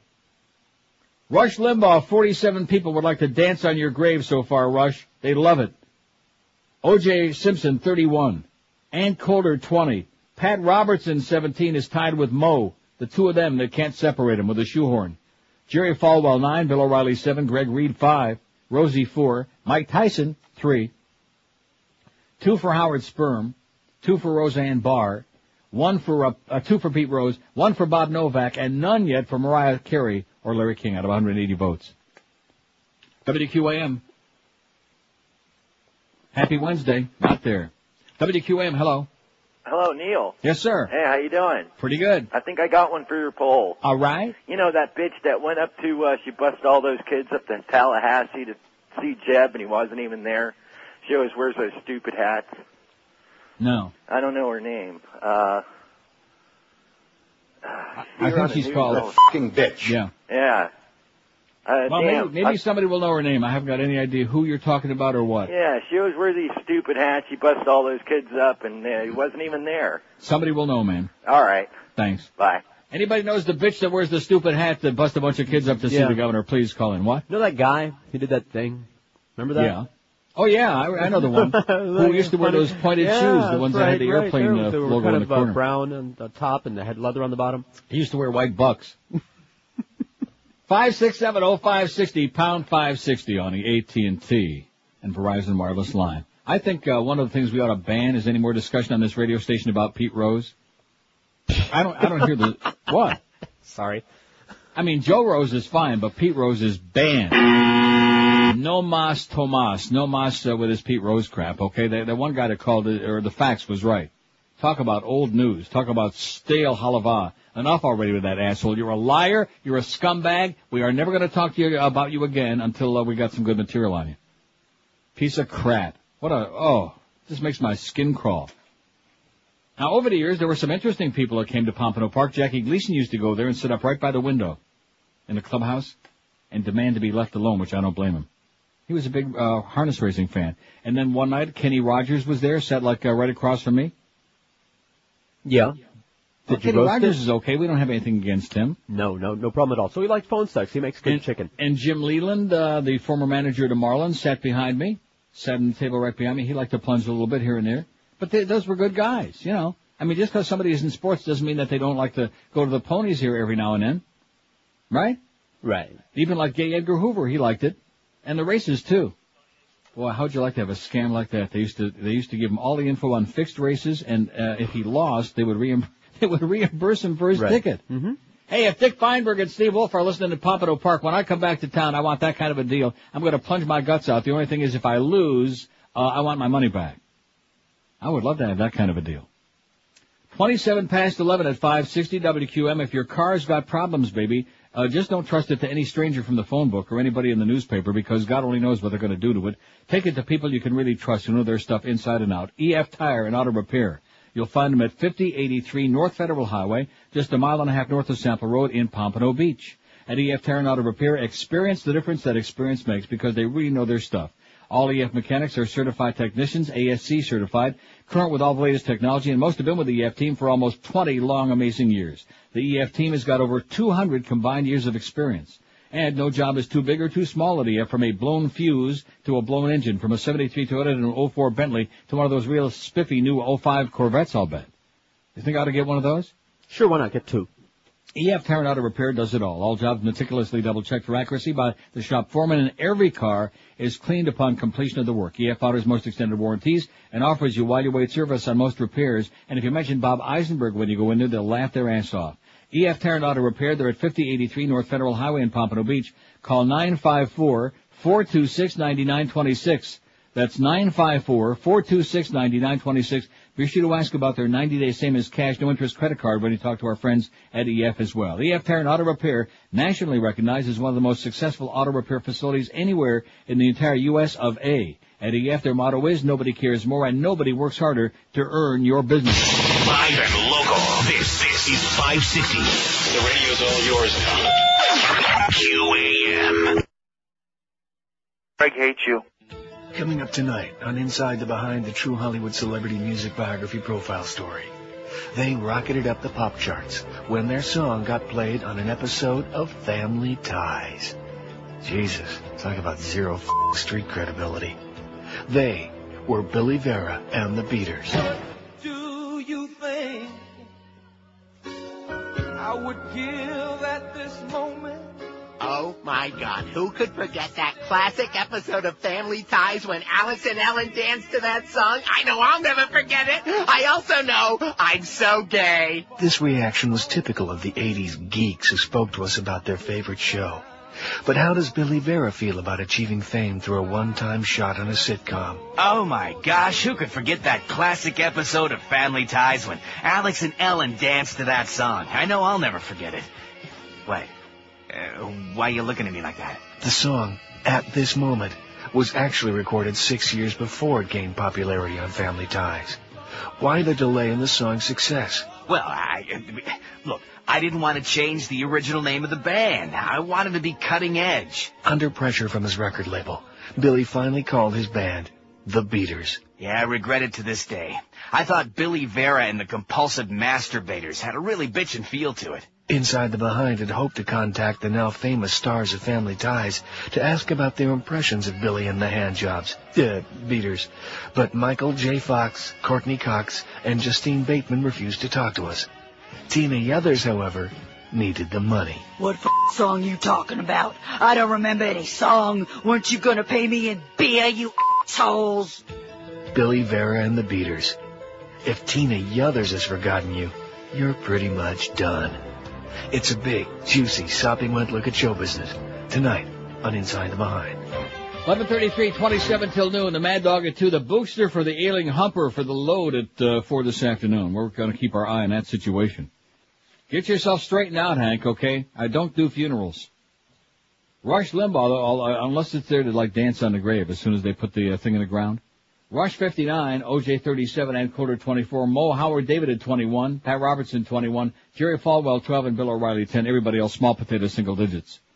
5670560, pound 560 on the AT&T and Verizon line. In a minute or two, I got an article. Remember the caller we had yesterday that was giving me a song to dance about? Well, you know, if you're gonna, I read that great column by William Rivers Pitt about Bush New. Yeah.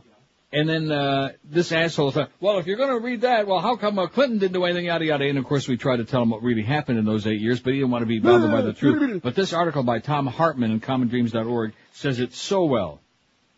He's an award-winning best-selling author of both nonfiction books and novels, including 2 that were optioned for Hollywood production, Tom Hartman, and no relation to Mary. I'll get to it. WQAM. Jorge, I want to talk to the man. The man? The man. You want to talk to the Mad Dog? The Humper? Man. The Humper? I'd like to vote. The big... Oh! Go ahead, sir. Go right ahead. Rick Sanchez. Oh, Rick Sanchez is excellent. He'll do well. Thank you. Thank you so much. Muchas gracias. Was that Elvis? That was him, wasn't it? That sounded just like him. He sounded like he had a peanut butter nanner sandwich right in his puss. Rick Sanchez. A lot of people would like to dance. They don't want to watch your TV show, Rick, but they'd love to dance on your grave. And by the way, the guy you hit in front of the stadium, he's still dead. You know something? Have we? I don't know if we've ever done that poll. That's a poll that comes to mind for like tomorrow. Set. The most disliked. Now I guess we've done that. Local media. Yeah. Kind of. We've done. I don't know. I don't think we have done that. The most disliked local media person of all time. I don't think we've done that. Because I'm thinking of Greg Budell. Ooh. So I know we haven't done that. Well, you can work on it tonight. We've done what? You can work on the list tonight because you'll know all these names. Oh, yeah. And then what do we do tomorrow? Let them, I'm trying to give you a little instruction here, okay? Don't make the whole list up ahead of time. Then you're going to be sitting twiddling your thumbs for 4 hours talking to Shamba. You know, that's all you're going to have. Mm-hmm. Don't, like today, I started out with one name. And now we got 2, 4, 6, 8, 10, 12, 14, 16. And now we got 18, and still a long way to go. See? I start with one, you stuck one on there, and then the audiences, they got to feel constructive like they're doing something. If you tune in late, by the way, speaking of constructive, a very, very significant day in the history of this radio station and this program. And you can bet your bottom dollar that Muff and Clarence, even though they're both too chicken schmidt to say it, they're delighted that we're not doing that 1 or 2 comedy bits, and also Greg, although he's too stupid to understand it. But I'll guarantee you they're pretty happy about it. Oh, gee, all the money we're paying him and he's playing comedy bits an hour a week. We only have 4 hours, 5 days a week. Yeah. I got news for you. When you get to be 100 years old like me, just be glad you can sit down here and your teeth are still in your mouth. God. There is nothing worse than getting old, okay? Well, I'm sure there's something. Yeah, dying. I'll tell you what's worse than getting old. That's not getting old. Right. Stopping getting old. Yeah. Stopping the clock a little bit abruptly, not too good. Just ask Johnny Cash. Well, he got old. 225 votes on a poll. Rush Limbaugh 64, OJ 41, and Coder 25. Mo and Pat Robertson. You can't separate them, man. They're neck and neck, nose to nose. Absolutely. 21 apiece. WQAM, hello. Viva Neil! Jorge Maribong! You see what I mean about your people, man? Yeah. Too many chalupas. He's been sucking on too many chalupas, that guy. What were those Lollipops. Hello? What was that? Chupa Chups. Chupa Chups. WQAM, hello. Hello? Yes, sir. I got a good name for you. Okay. The biggest loser going, George W. Politicians excluded, sir. Let me say it again. Oh, God. What well-known living person's grave would you love to dance on? Politicians excluded. Let me say it again. Let me explain it. I'm sure this guy with good intentions, and I'm sure that his suggestion there would win hands down, would race away from everybody on the poll. We aren't going to do that for obvious reasons, because some right-wing assholes out there would like to try to manipulate it into such a thing as, they're talking about the president dying, and you just don't do that. Right. We'll have to beat around the bush. Right. Uh-oh. 567-0560, pound 560 on the AT&T. If you want to, beat up on Bush a little bit, just look on our website. You'll have plenty of chance to punch his buttons, okay? Watch him puke them pretzels out. Oh, I turn my speakers off. I don't like hearing them clicks, right?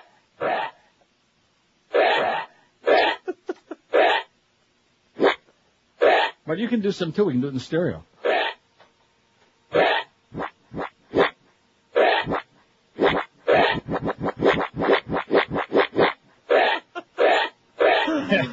Oh, I want to take it with me. He's already spat out a whole bag of pretzels. I'm just on my computer, I'll tell you that. They need a handheld PDA version of this so I can do it on my phone. Oh, this is a fabulous thing, okay? Talk about keeping people off the streets and killing some really good time. Oh, believe you me, once you get started with this thing, you won't be able to stop.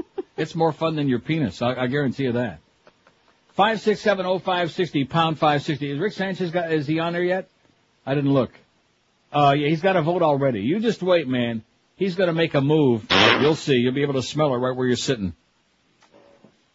Can you imagine Rick Sanchez farting? It just dawned on me. No, thank you. Oh, God. Really never did until now. Oh, holy moly. I don't know why it is, but there are just certain people. The only person who I think who might emit even more fragrant aroma would have been Celia Cruz. That big bull dyke, that drag queen, whatever it was. Can you imagine Celia cutting a big one in the elevator? I did that yesterday. My luck. I punch up the elevator. I hope nobody's on there. Nice young lady is on there. I thought, it was just like the vapor trails, the ass end of it, so to speak, you know? The rest of it I left in the hallway.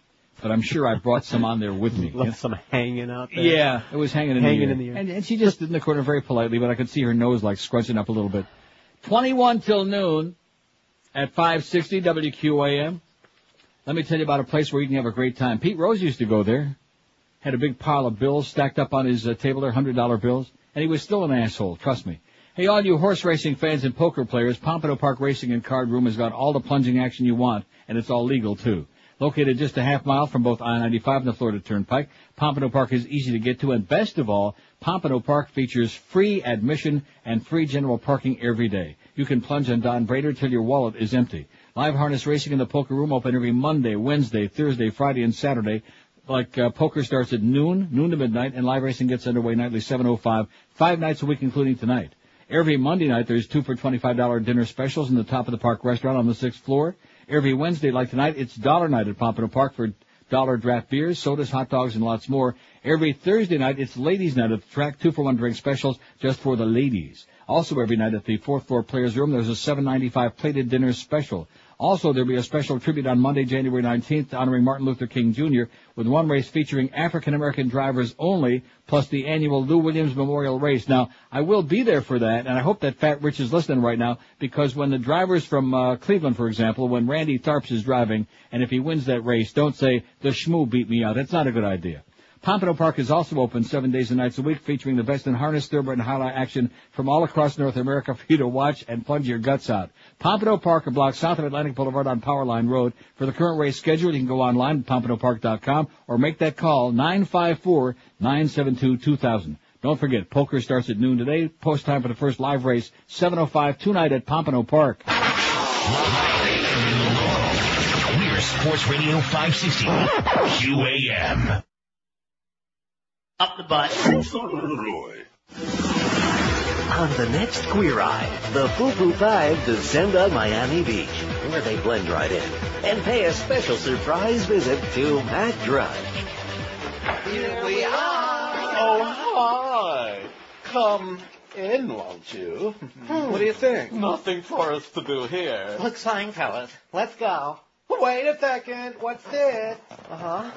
A blow-up doll. I never saw a blow-up doll of an old fat Jew before. Oh, I forgot to put that away. Ew, who's it supposed to be? Oh, nothing really. It's just the blow-up doll of Neil Rogers. It's all too much. Sayonara, lady boy.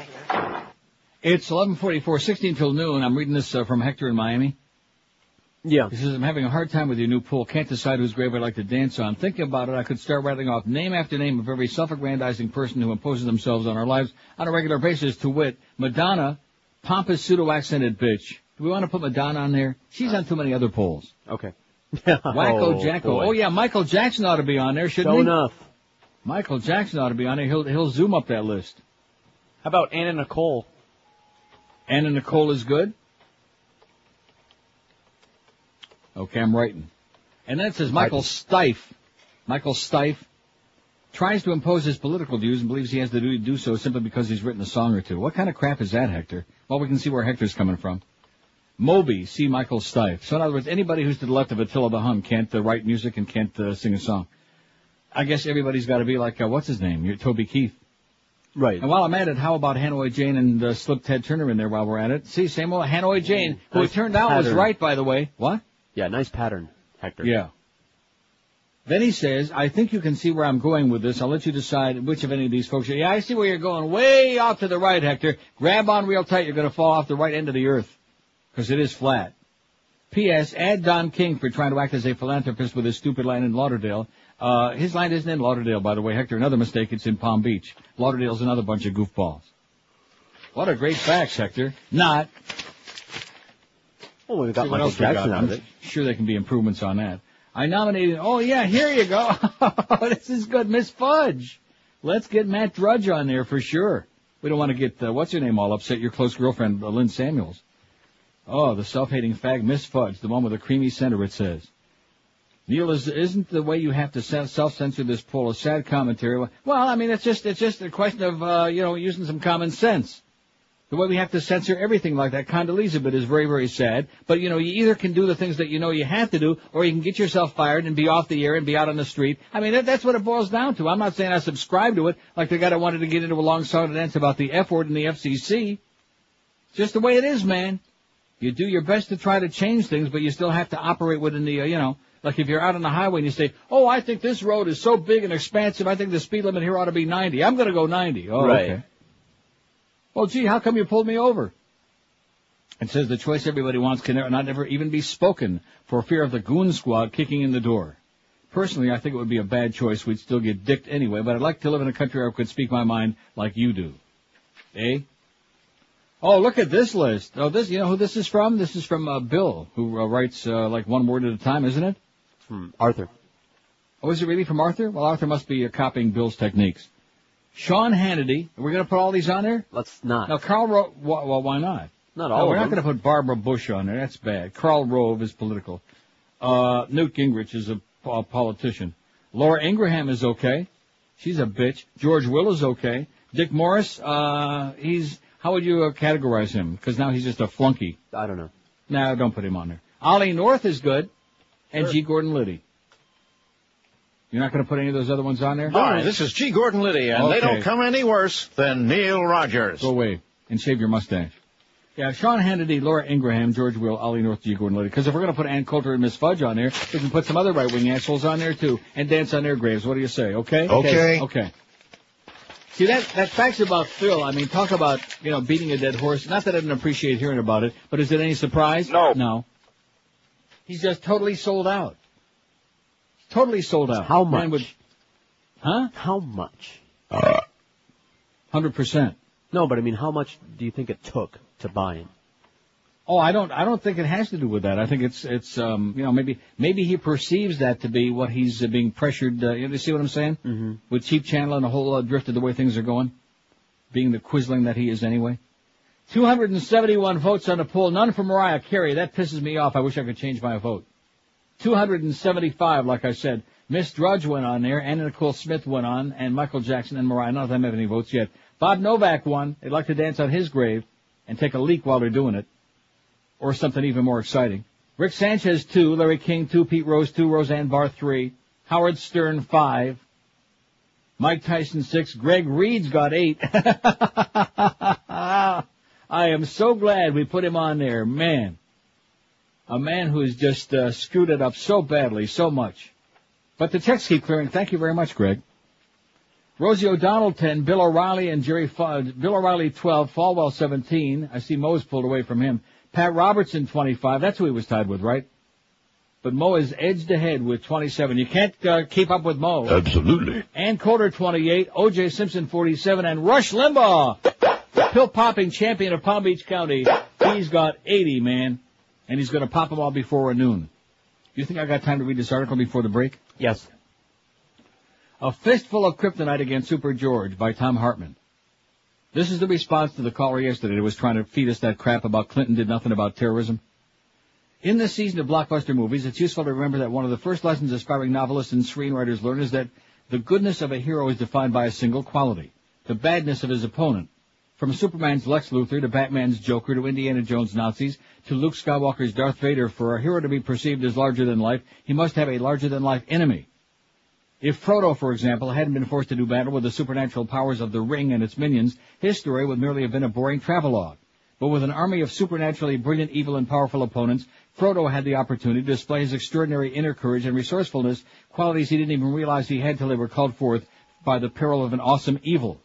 This is a lesson that was not lost on Karl Rove and George W. Bush. If they could recast George as the opponent of a power as great as the Ring, then the rather ordinary W could become the extraordinary Super George, rising from his facilness to prevail over the supernatural powers of evil.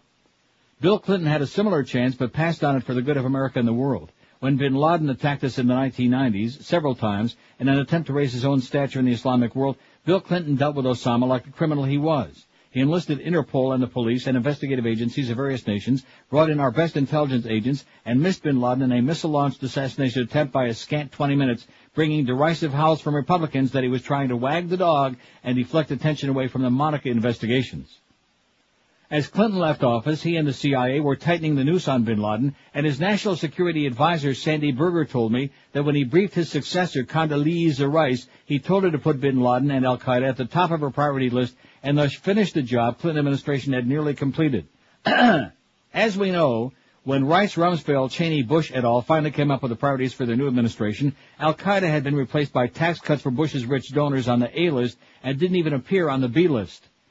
Thus came 9/11, despite warnings given to the president August 6, 2001, that in the immediate future al-Qaeda intended to hijack commercial planes and use them to attack East Coast targets. Bush apparently took the warnings seriously. Ashcroft immediately stopped flying on commercial aircraft, and Bush moved to Texas for the longest vacation in the history of the American presidency, and even when that was over, he preferred Florida to target-listed Washington, D.C.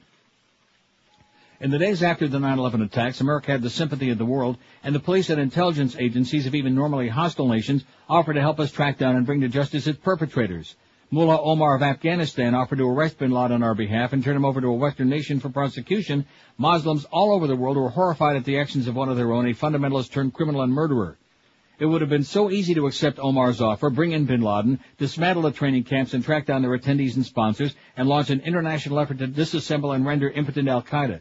It probably could have been done in a year or less, given the intensity of the worldwide empathy for the citizens of America and the many other nations whose people died in the World Trade Center. Over 500 American soldiers would still be alive, and thousands wouldn't have lost arms, legs, and eyes. Over 40,000 innocent Afghans and Iraqis would also still be alive. But Karl Rove knew that George W. Bush had a problem and saw bin Laden as the solution. Bush hadn't defeated Al Gore fair and square and was seen by most Americans as a spoiler and illegitimate leader. As soon as the details of his proposed supply-side voodoo economics hit the press, the markets went into a nosedive. And already there were stories circulating in the media of his cozy relationship with corrupt oil barons like Kenny Lay and the secret energy meetings in the spring of 2001, before 9/11, in which Cheney, Lay, and others in the oil industry were apparently carving up the oil fields of Iraq. Bush, in short, was seen as a buffoonish pretender, an ineffectual manager, and a sellout to big oil and other scandal-ridden industries. He was the butt of late-night jokes, a former college cheerleader, a dry drunk except when tempted by pretzels, an inside trader, a small man on the national and international stage. George W. desperately needed his own Lex Luthor if he was to reinvent himself as Superman. Rove and Bush realized that if they simply branded Osama as the criminal thug that he was, the leader of an obscure Islamic mafia with fewer than 20,000 serious members, they wouldn't have the supervillain they needed for George W. Bush to be seen as a superhero. If Bush only authorized a police action, he'd miss a golden opportunity to position himself as the battle commander of the war against evil incarnate. And so began the building of the mythos. Osama as evil genius, Osama as worldwide mastermind, even Osama as the Antichrist, as General Boykin reminded us so candidly. Even though Osama is almost certainly dead or badly disabled, otherwise we'd see him on the video he so loved to use before Tora Bora, Bush can't afford to acknowledge that to retain his Superman pose, George must continue to have a kryptonite-equipped foe.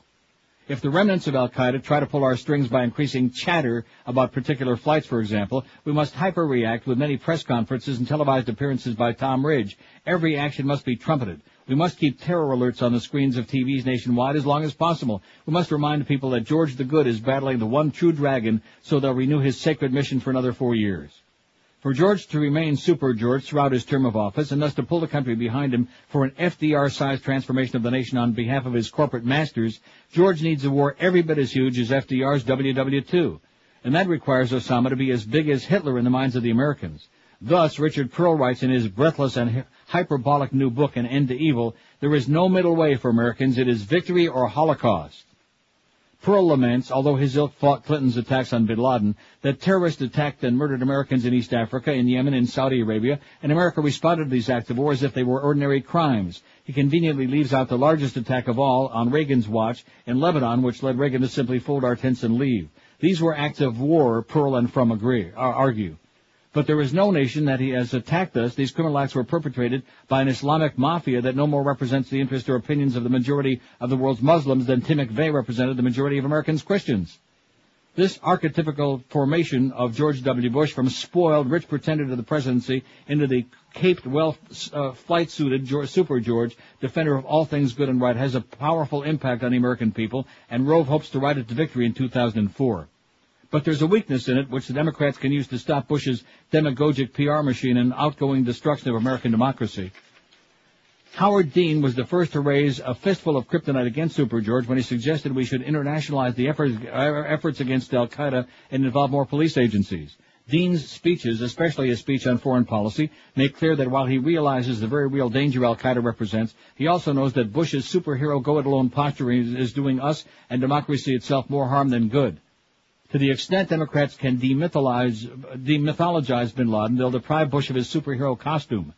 Bin Laden, as wretched criminal, must become part of the lexicon of the Democratic worldview. Osama bin Laden may well be a sociopath and a criminal, but he doesn't have supernatural proportions, and we only empower him in the eyes of other Muslims by crediting them to him. If his weapons are potentially more lethal than past terrorists, it's a testament to the technology of the weapons, not to the power of Osama. And if, God forbid, he's successful in pulling off another conspicuous attack against America or Americans, it's critical that a chorus of rational voices in America immediately define him as a criminal, call for criminal prosecutions as European nations have successfully used against their terrorist opponents, and work to bring worldwide police agencies into the hunt. We must repeatedly remind the American people that a horrific crime, not an act of war, was inflicted upon us on 9/11. Like the crimes of the IRA against the citizens of Britain, the crimes of November 17th terrorist group against Greece, the crimes of the Red Brigades against Italy, it'll be best be fought by investigators, intelligence operatives, and the highly effective web of police agencies that stretch across the world. Although less filled with shock and awe, these able people can bring al-Qaeda to justice without further elevating bin Laden or extending his reach and influence. By recasting bin Laden from supervillain into a banal criminal, we weaken support for him around the world. And we also deflate the heroic Super George action figure in the minds of average Americans, allowing more rational statesmen and women to bring this great nation back to the peace we held throughout so much of the last half of the 20th century. Pretty good article by Tom Hartman, commonbeings.org. It's on our website. Constantly, somewhere. I beg your pardon? I said I liked it a lot. Good. 11:58 at 560 WQAM. What timing? A little on the raspy side, but what timing, huh?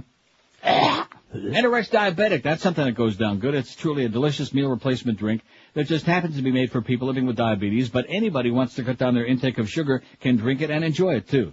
Enterex Diabetic, sweetened with Splenda, which is made from sugar, so there's no nasty aftertaste like you get with aspartame and saccharin, recommended by doctors and dietitians for people who can't sacrifice proper nutrition just because they be in a hurry.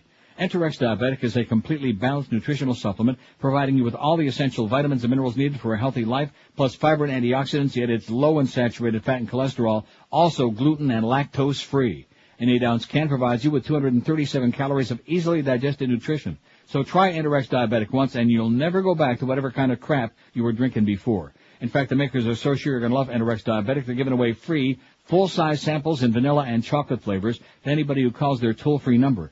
1-866-368-3739 or faster yet, order for yourself on their website at www.enterexdiabetic.com. Just click on free samples. Tell them that Neil sent you for the delicious one and get an additional free gift. And you can also purchase Enterex Diabetic all around town at Publix, Walgreens, Eckerd's, Navarro, Sedano, CVS, other local pharmacies. Again, for your free sample, call toll-free 1-866-368-3739.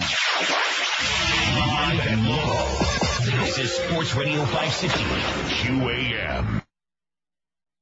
This is Mo Howard and David. And the only thing funnier than rape is that pipe smoker's 12 to 1 hour. Hey kids, coming to a toy store near you, Rattel Toys brings you the new Paris Hilton Barbie. She's blonde, tall, and dumb, and comes with her very own digital video camera. You'll have hours of fun videotaping Paris Barbie having sex with boyfriend Ken. And because the Paris Hilton Barbie comes with a digital camera, it's just a simple step to upload your video onto the internet. You could be the first kid on your block to share those sexual encounters with your friends. What could be more fun? Paris Hilton Barbie in toy stores now. If it's Rattel, it's swell. 1202 at 560 WQAM. Happy Wednesday to you. I'm taking a look at that dishonest W thing. What a nice going, Eric. What a he also beautiful says, thing. check your email about those poll stats you wanted. Really? Really? Boy, there's almost more stuff here than I can handle. It's almost enough to make me think I got to do that 1 to 2 hour one last time. Right, just so you can check your email. Just kidding, folks. Just kidding. So these, let me see. Let me just try this out, okay? From our actual website. Huh? Oh, wait a minute. I see it's loading now. It's got to load. Yes. It's loading. It's dropping a big load.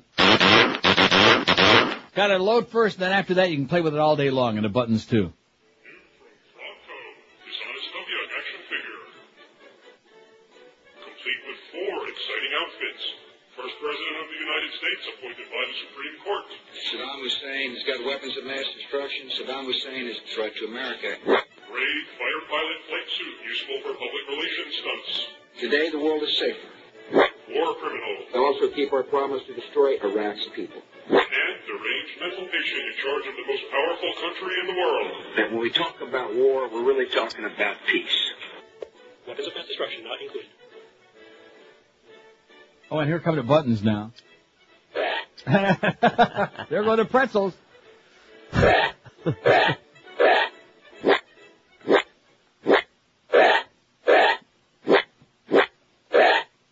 All you people that have pain in the ass little kids out there that want to keep them off the streets and keep them busy today, this would be perfect for them, okay? Keep them precedent. And the buttons, too. Keep them precedent? Yeah. Keep oppressing them.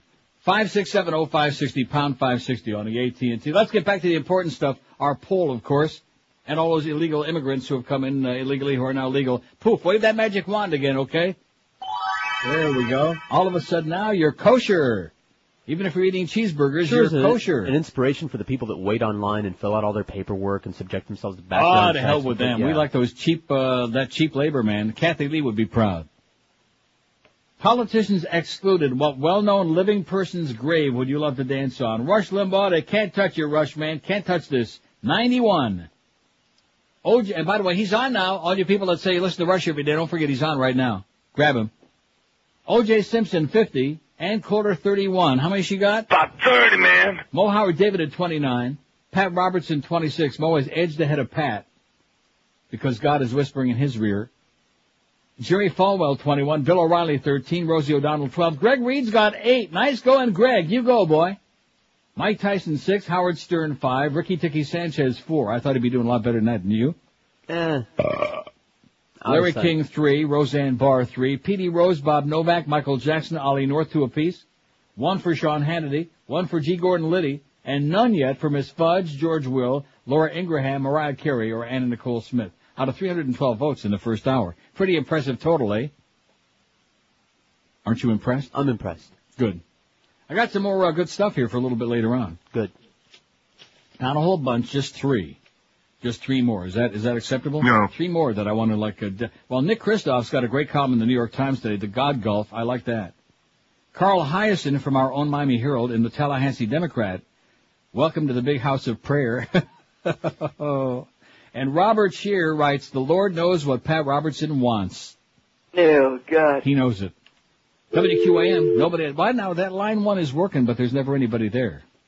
Do you know what I mean? I realize I keep these people diddling on the screen list, but there's never anybody there. WQAM, hello. Morning, Neil. Morning, too. Good afternoon. I have someone with 1 foot in the grave to add to your list. Charlton Heston. Charlton Heston would be magnificent. I bet you Michael Moore would vote for that. Major douchebag. Thank you. Okay, thanks. Charlton Heston, let's dance on his grave. And, of course, he can't go anywhere anyway, because you could see even if he was trying to run away from Michael Moore, he was moving real slow. He was dragging his ass real slowly toward the screen door to get the hell away. Yeah, that was so great. Anybody hasn't seen Bowling for Columbine, get with it. Go to your nearest video store and steal it or something if you can't afford to buy it. Rent it, buy it, steal it. Show it to everybody you know. Bowling for Columbine. It's fabulous. That's because Michael Moore is fabulous. Did we ever find out what the name of the movie is going to be based on Dude, Where's My Country? No, we did not. Oh. Because he's got his own website, michaelmoore.com. I bet you it might be on there somewhere. Might be. And it's going to be coming out before the election, which, of course, the right-wingers are peeing in their pants about that. In fact, they're already trying to prevent anybody from making the movie, which is why he had to come up here to Canada to make Bowling for Columbine. That's something? Yeah. Had to come to Canada and go around and open the doors of people's houses to show that not everybody locks the doors here because they're not quite as gun crazy. Although we're catching up. We're catching up. We had 65 murders in Toronto last year, and it's starting to get, and you want to know why? You know who the scumbags are, where they're coming from? I give up. U.S. See, so to get even, we're sending mad cows across the border. Yeah, that's right. You send us a bunch of murdering assholes with guns, we're going to send you some mad cows. How do you like that? 5670560, pound 560 on the AT&T and Verizon wireless line. Pete Rose, good guy or bad guy? That's our poll today. Oh. Man, it's almost as good as Jimmy and Danny. WQAM, hello. Yes, how you doing, Neil? Pretty good. I got a couple names for your poll. Okay. Deion Sanders. Deion Sanders, okay. Stuart Scott. Stuart Scott? Yeah, the guy from Sports Center. Never heard of him. All right, and Martha Stewart. Okay, she's on it. Although I didn't see any, she's supposed to be on there. Did I see any votes for Martha? Maybe we left her off. Maybe you thought Martha Stewart never said it. No, she's 4th on the list here right after OJ, okay? In fact, don't you remember the person that faxed it in said Martha Stewart? Oh, yeah. And I made a joke about it, George? Right. Don't you remember that as your Alzheimer's kicking in, huh? Yeah. Come on now. Man, too much of that bad weed. You're not a good ad weed. for legalization of marijuana, I'll tell you that right now. You and Norm Kent. Poster children for putting people on death row for it.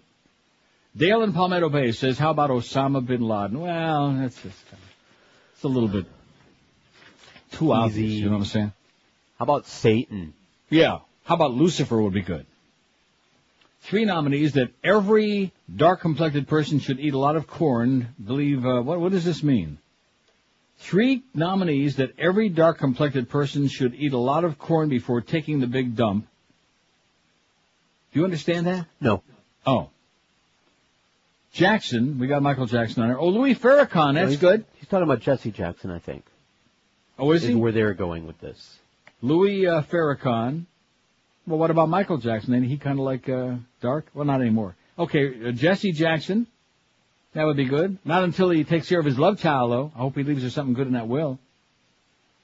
Al Sharpton. Now, Al Sharpton is political, okay? He's running for president. So we said politicians excluded. So let's leave Al off of there. In addition, I'll tell you right now, I don't care what anybody says. I don't care what anybody says, because I believe my own opinions.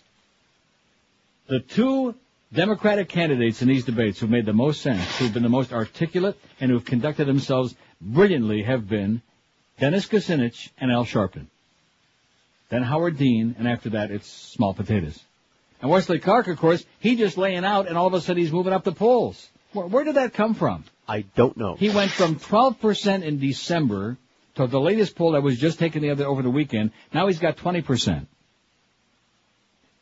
And I'm thinking that maybe the Republicans are succeeding in with the help of the media, of course. Oh, well, you know, Howard Dean is unelectable. Plus, of course, the other Democrats just ganging up and beating the crap out of him.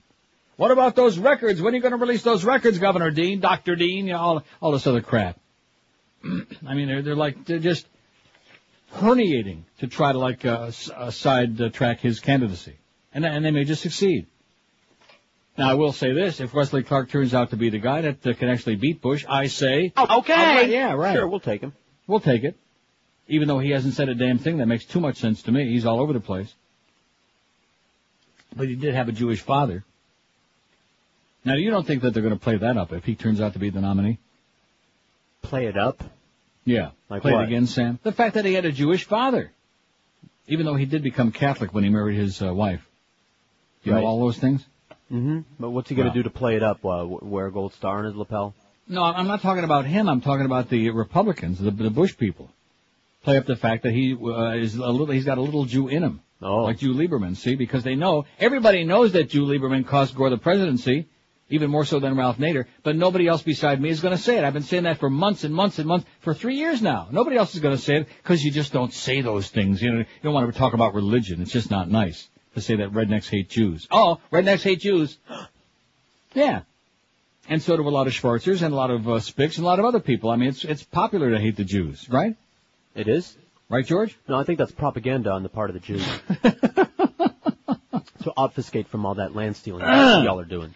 5670560. Don't be starting to lump all the Jews in with Ariel Sharon now and all those... oh, I don't. All those damn constantly. Those carpetbaggers over there. Those Zionites. Those lunatics. I think Michael Moore's got the right idea. I'll say it again. Let's really arm the Palestinians and the Israelis to the teeth. And then all the fanatics, man, they can all kill each other and everybody else live happily ever after. Right, and that fence, build it all the way around that zone. Yeah, so we can be safe. Right.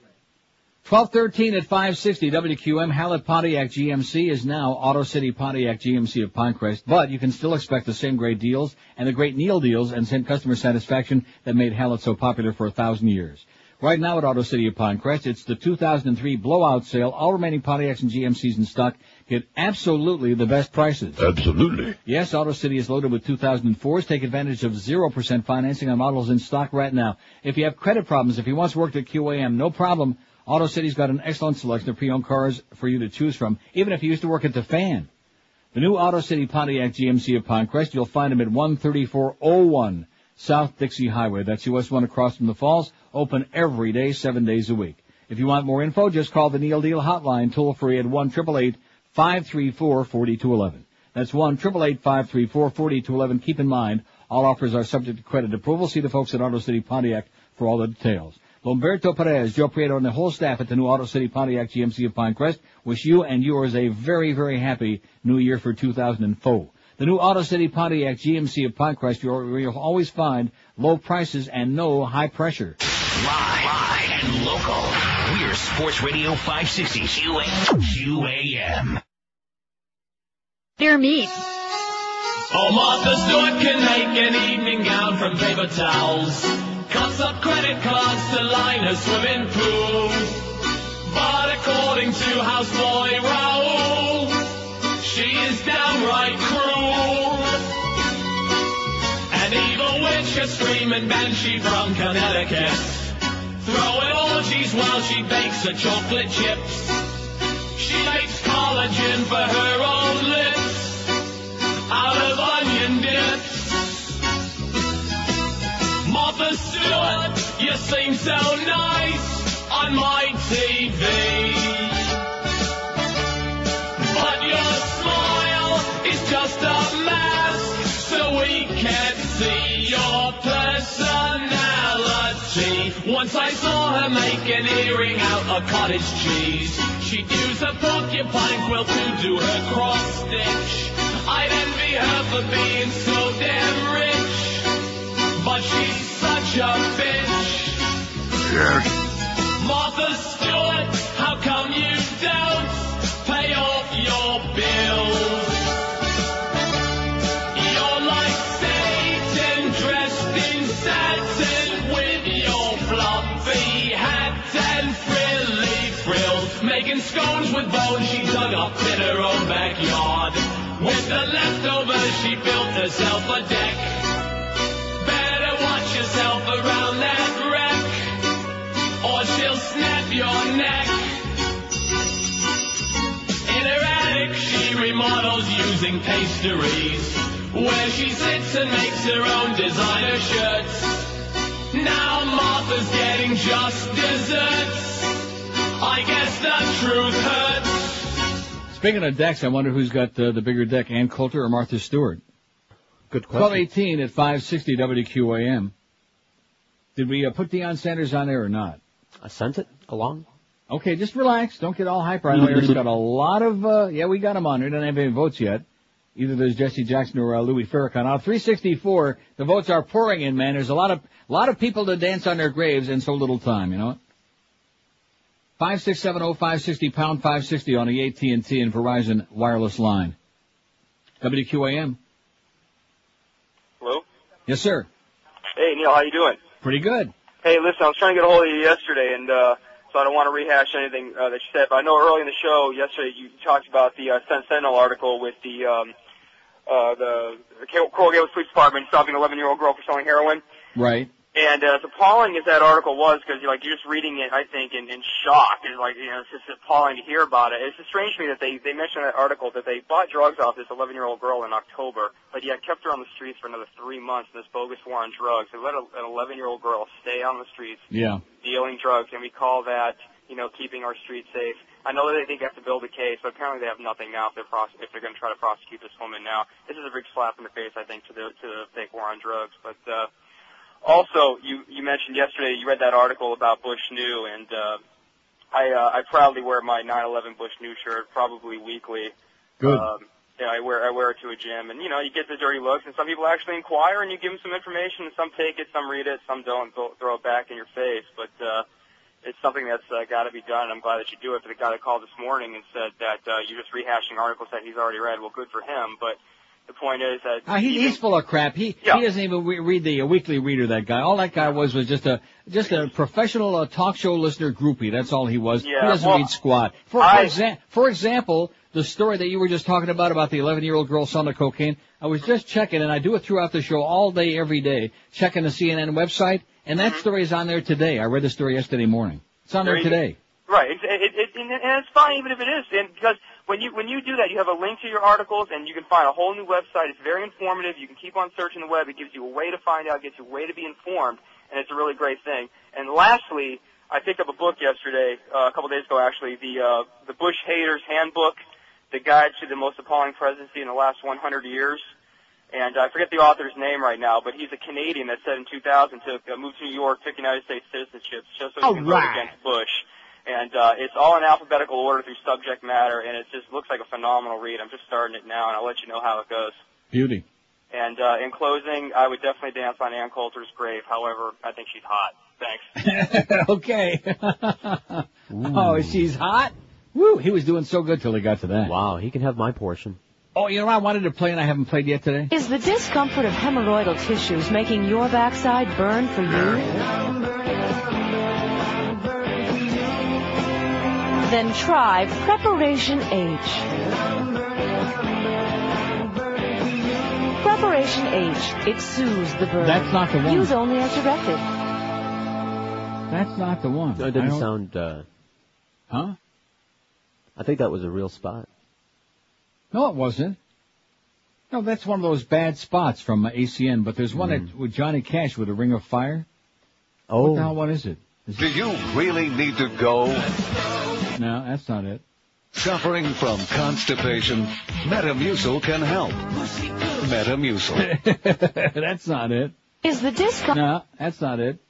Suffering from a burning ring of fire? Burns, burns, burn. The ring of fire. Coca Bryan did it first. The ring of fire. Don't let those flames get higher. Use Preparation H. The ring of fire. Lay down some cash for Preparation H. Burns, burns, burn. The ring of fire. Preparation H. The ring of fire. See, it's a quickie. We got so much stuff in the DCS now that you got to start even refining the way you label them, so you know side by each. It's incredible. 12:23 at 560 WQAM. Nick Kristof, who's a great columnist in the New York Times, writes today, the God Gulf. It's about... Oh, God. No, I only wish it were. You know what I wish? What?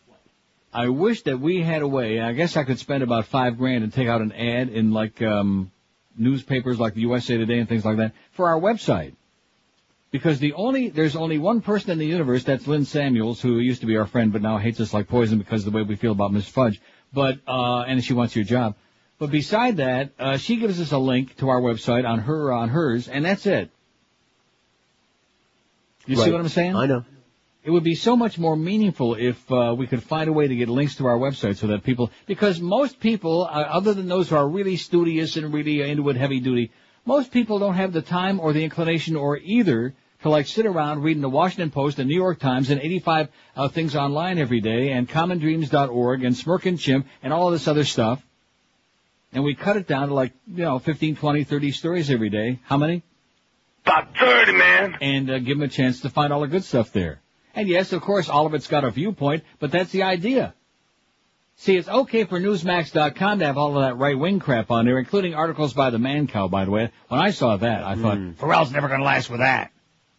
He's a right-wing nutcase, this Man Cow Muller in Chicago, who does, potty talk, tits and boobs and crap, and right-wing politics. I don't get it. It's Rupert Murdoch. Yeah, same thing. Same crap. So anyway, like I said, I'm just thinking out loud. I wish there were a way for us to get more links to... Out loud. Out loud. Bill, I'm telling you, it's Tesh.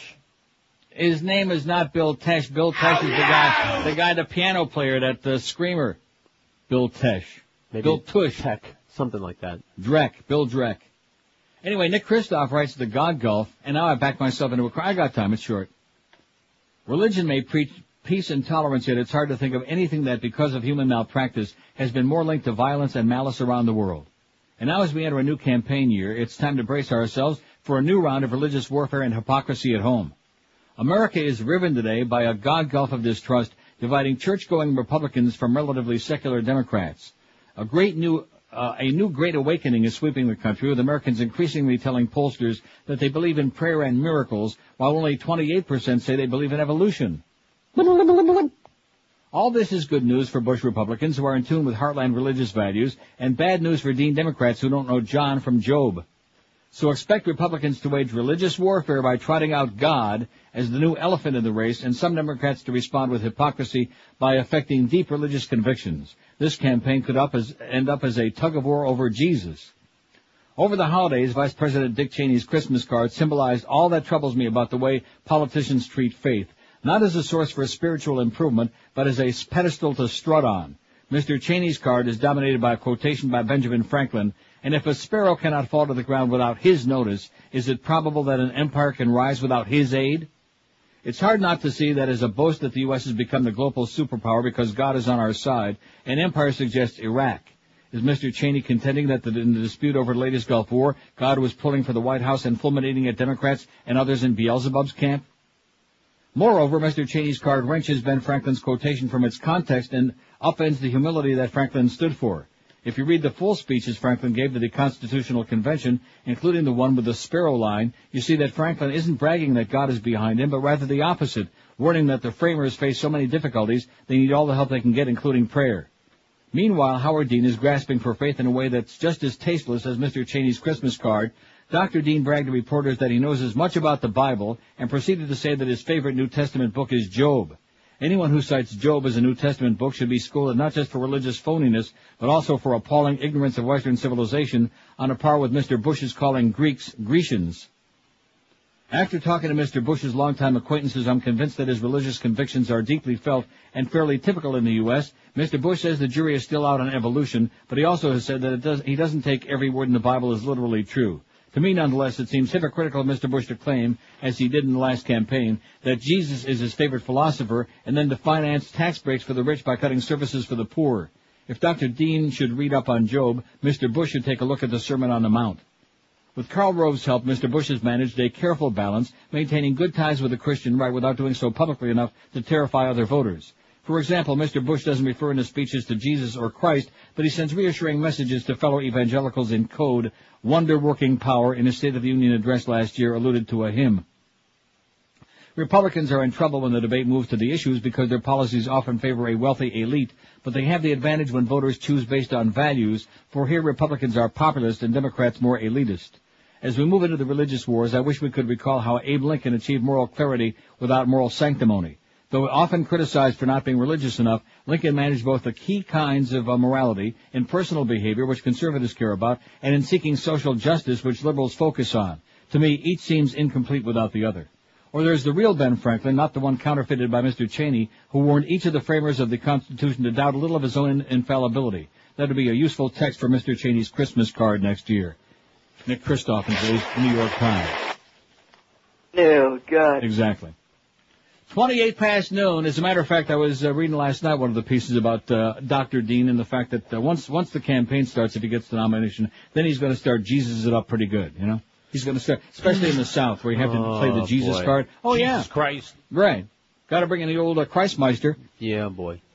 29 past noon. If you look in the mirror and you say, Jesus Christ, am I getting fat, huh? Well, here's the answer for it. The New Year's here in time to start really making your New Year's resolution stick this year with a low-carb diet. That's what just about everybody's doing. Like I said, Atkins is everywhere, even on your toilet. And the place, or maybe in it.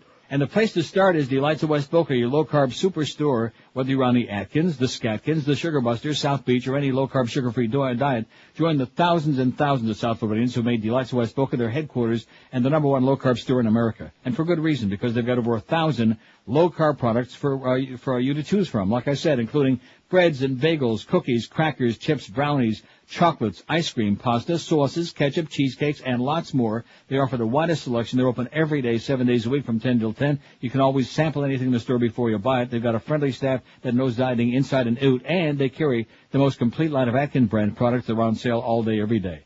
You know the low-carb diet is rated number one, so head for the number one low-carb sugar-free store in the world, Delights of West Boca on the northeast corner of Glades and 441 right next to Boston Market, or call them toll-free at 1-877-LOW-CARB. That's LOWCARB, or on the web it's lowcarb.com. There's only one Delights of West Boca, and it's your official Atkins retail center, and he's singing a different tune these days. Live and local. This is Sports Radio 560. QAM. Doi, doi, doi, doi, doi. I miss this so boring. What's better than a live radio show every morning on TV? Well, just about anything. But that hasn't stopped MSNBC from teaming up with radio's original bad boy, who now looks like a nasty old lady. Listen, Bernie. Imus. Tell that intern this copy sucks. Yes, every morning, see Imus listen to a tape of other people's comedy bits, live on the air. I need a hammer to bite into this muffin. You have so many emails. Press one, please. Thank you. See his wild behind-the-scenes antics. Hey, listen to me, stupid. I am the I-Man. You are the walrus. Cuckoo-ca-choo. Now get me some fresh coffee or you're fired. Imus, he's irreverent. So, what's the deal with the Pope? He's topical. So, what's the deal with this Watergate raid? He's incoherent. I'll tell you what, is it government president? What the hell is it? I don't know. He's... I miss and he's boring. And he's only on MSNBC, a cable channel nobody watches, and a bunch of AM radio stations nobody listens to. And when somebody gets some fresh jingle, it's Imus. Somebody suggested Don Imus for our poll today. If somebody would like to dance on their grave, I think we'll put him on there, but the only problem is I think we missed the funeral. Right. I think it was a long time ago. Now, this thing that Eric just sent me, that he emailed me about the results of our first polls. About 30, man. First 30 polls on our website. I don't get it. The first one says total 0. Demographic poll 0. Okay, I don't get it because I didn't get it. What do you mean by that? Well, I mean, no, I got the list here, but one total 0 demographic pool, demo pool. So maybe it just didn't work, or we're having technical problems. I don't know. That must have been a little bit deflating, don't you think? Second poll, we had 374, and since we had 401 in the first hour today, I was right. We actually topped in 1 hour the whole first poll that we took in a whole day. Ready for that? I'm ready. The third poll, we had a total of 44 votes. The fourth one, 374. The fifth poll, 62 votes. This is amazing. Now, when would that have been? When did we start? When did we finally get the computer and the whole thing with the internet? Weren't we upstairs already by that time? On the third floor? Maybe. Or not? I'm trying to think back. I mean, we had the website and everything, but as far as taking polls... The main thing I remember about the second floor, besides the whammy crap and Fat Joe and all the other crap, was the fact that phones weren't working most of the time, and I didn't even know it. Right. Thanks a lot, Greg. That's another reason people are voting that they'd like to dance on your grave. Mr. Technical Disaster, the master of disaster, Greg Reed. The first time we actually had over 400 votes was our sixth poll. We had 564. And then 409, Beach Boys like that one, 386, 419, 517, and then it goes on. But never came close. Let's see, 30th poll. It took us several. About 30, man. To get to over 743 votes in our 30th poll. You remember the Alien days and those polls? Oh, yeah, the salad days. We'll ever duplicate that. No. Bring back Alien again. What do you say? All right. Come on. Come back for a Happy Meal, Alien. We need you back, kid. 5670560, pound 560 on the AT&T and Verizon wireless line. What well-known living person's grave would you love to dance on? Politicians excluded. WQAM. Hi. Morning. Yep. Or after Yes, afternoon. sir. Good evening to you. I wanted to ask, the results are pretty close on that poll in the morning. Did Eric check the hanging chads? Now, we got that judge in Palm Beach who's looking at him right now. He's holding him up to the sky. Google it. Good. Got another suggestion for your poll. Tammy, Faye, and Jim Baker. Jim and Tammy Faye Bay. Well, we got to only put, I say Tammy Faye. All right. I volunteer to drown her in holy water and throw her off the Tallahassee Bridge if you'd like me to. Excellent. Thanks a lot, Pally. Okay, welcome back. Now, Bye. which last name are we using? Tammy Faye Baker. Nobody knows the other names. Tammy Faye Baker, who, of course, the fags have bought into her real quick. You know what that reminds me of? That would be like if Anita Bryant came back to Dade County next week, and all of a sudden, Bob Kunst and a bunch of other fags were running around. Oh, Anita, she's changed her ways. She loves the fags. Come on. Only simpletons like Miss what's your name, Carlos sitting out there, Freaky Carlos at the front desk. Only simpleton fags like her are into Tammy Faye Baker. But then again, he's into Susan Coochie Coochie. My last name is Lucci, too. Whose daughter plays Gwen on Passions, by the way, and has got a honker the size of Yonkers. Makes Barry Manilow look like, Just like Mama. Makes Barry Manilow look like Michael Jackson. Boy. Gwen on Passions. Anyway, nothing much has happened on Passions. What's her name? Sheridan's back in the loony bin. She's got the straitjacket. Not as fashionable, though, as the one that W's got on, if you look on our website.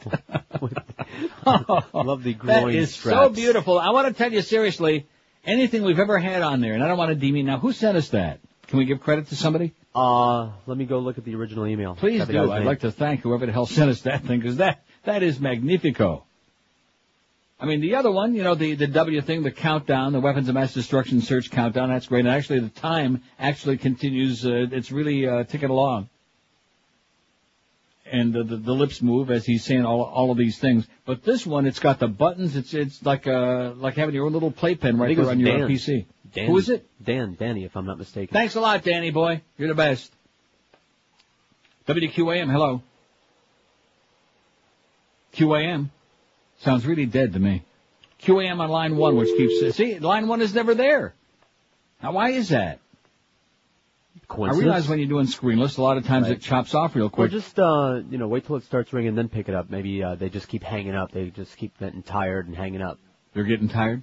And the timing is off. Hey, I'll tell you one thing. It's 12:38. Before you know it, it's going to be 1 o'clock. And then the pressure will be not on this end, man. It'll be on your end. It'll be on the audience end of 1 to 2 hour. I don't mean you. I mean on... WQM line 1. Hey, Neil. Yes, sir. How are you? Pretty good. Did you see Tim Russert's show Sunday? No, I did not. Well, I mean, eat the press? Well, no, one of the most amazing statistics, and this is just to show you the hopelessness that this country is in. A significant majority, he had the Gore states up versus the Bush states. And, the map is one's red and one's blue. In every Bush state, a significant majority of people want a deeply religious president. Whereas in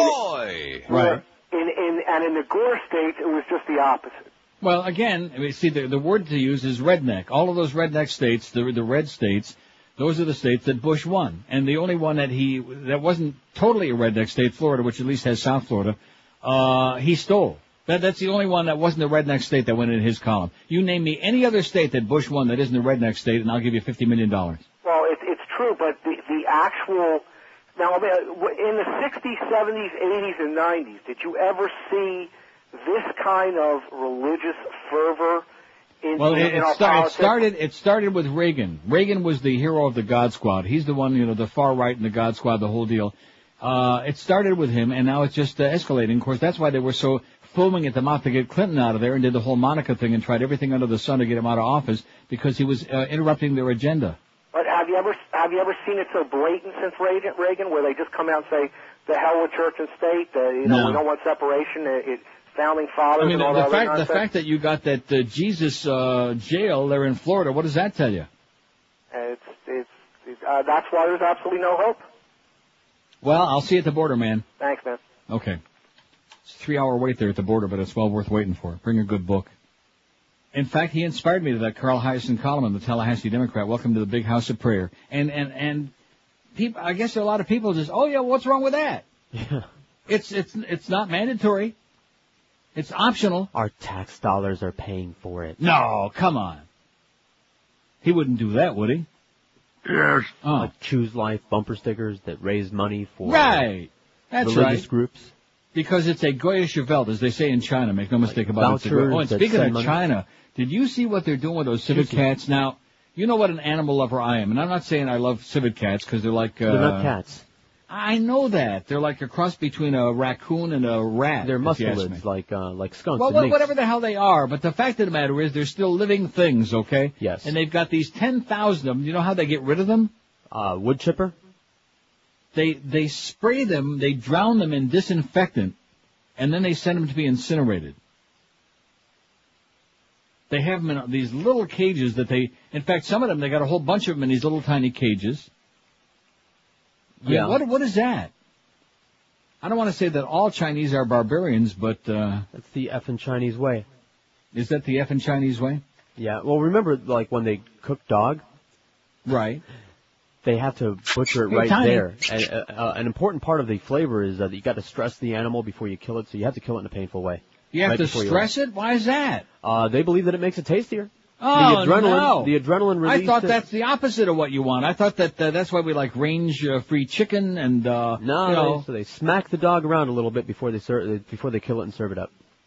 Well, geez, how come you tell me now, like a year or two too late? Live and local. This is Sports Radio 560. Let's go to China, baby. WQAM. Gang rape is funny. Coming soon to a cinema near you. It's the greatest romantic comedy in the history of film. Hugh Grant is a fumbling twit. Well, if I may, I hope I'm not being too forward. That is to say... The London Times says a fumbling twit is so lifelike that no more film should ever be made, as they would only pale in comparison to this brilliant piece of twit-headed typecasting. If I may be so bold as to ask you, and I understand that I'm tying up traffic by standing here in the middle of the street, but I'd very much like to ask you... If you see only one Hugh Grant movie this year, then you certainly won't need to see this one, because he's playing the exact same twit he plays in all his movies. You see, I'm glad that you agreed to have dinner with me, and, well, there's something I've been meaning to... Well, that is to say, I find you to be quite fetching, and... You think Elizabeth Hurley left him because of that whole Divine Brown deal? No, she left him because Hugh Grant is a fumbling twit, now playing in selected cities. I do rather hope you'll come to see me in A Fumbling Twit. That is to say, if you don't mind my being somewhat cheeky... Oh, for the love of God, would you shut up? Oh, well, all right then, I suppose. I want to apologize to myself. The other day when we did the poll about the most overrated famous people in the world, Hugh Grant should have been way up there on the list. We didn't even put him on there. Right? Out of sight, out of mind. I mean, you talk about a media invention, a media creation, a hype job. This man, you can't complain about his talent. He doesn't have any. Does he look good? No. Can he act? No. Is he interesting? No. He is just another British pile of crap. He is garbage on two legs. I'd be curious from Eric to find out the dates. I'm sure he's got it. I don't want to I had 33 bedtime stories that I lumped him with overnight and this morning. Sorry, Eric, but there's a lot of good stuff on there. But these first 30 polls that we took, the first... About 30, man. I'd love to know what the dates were of those. Don't you think that might be somewhat interesting? Okay. Well, for example, right now we got 435 votes in an hour and 45 minutes on this second poll. We did 401 on the first one. That's like we'll do over 1,000 votes today during the show. I think we'll break the all-time record. I don't think even during Alien we did over 1,000 during the show. I just mentioned those things in passing.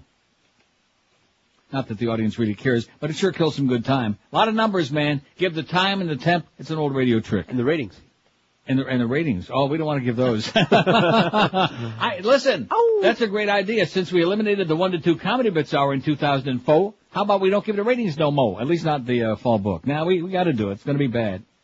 It's going to be bad. We've always given them whether they're good, they're bad, and different. We don't lie about the ratings. You know what I mean? Absolutely. Some people on here, they make up stories. Some people who don't even show up in the ratings. Absolutely. Make up stories. Mr. Ego, I'm people number like one that. in Eskimo Housewives. Right.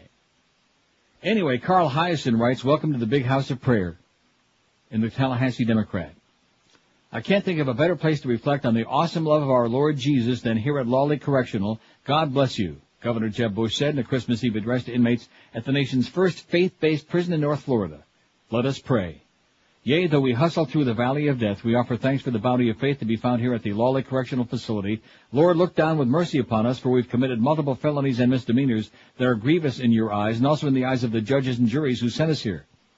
Armed with lethal weapons, we've entered liquor stores, pawn shops, and late-night establishments of convenience, and from those premises we have taken cash, lottery tickets, and merchandise. At no time, Lord, did we return to justly compensate the proprietors. Yea, and with only a screwdriver, we have hot-wired late-model automobiles to which we did not hold title, and shamelessly bartered them to other sinners who chopped them up for parts. Through open windows and unlocked sliding doors, we passed into the dwellings of strangers, from which we removed plasma TVs, DVD players, CD burners, jewelry, rare coins, and sterling silver flatware that did not lawfully belong to us. Lo, we have snatched purses from women to whom we were not related, and from those handbags we have lifted credit cards, and upon those credit cards we've charged numerous expensive items for which we had no intention of paying. Likewise, we've written checks for various goods and services, knowing verily that there were insufficient funds in our accounts, or that those accounts themselves had long ago been closed. In moments of weakness, we have poisoned our bodies with alcohol, and at the slightest provocation began to smite those around us with Budweiser bottles, bar stools, pool cues, or heavy ceramic ashtrays. And yes, Lord, some of us have in times of moral debasement reached for a knife or a firearm and used it to assault another person in a most aggravated way.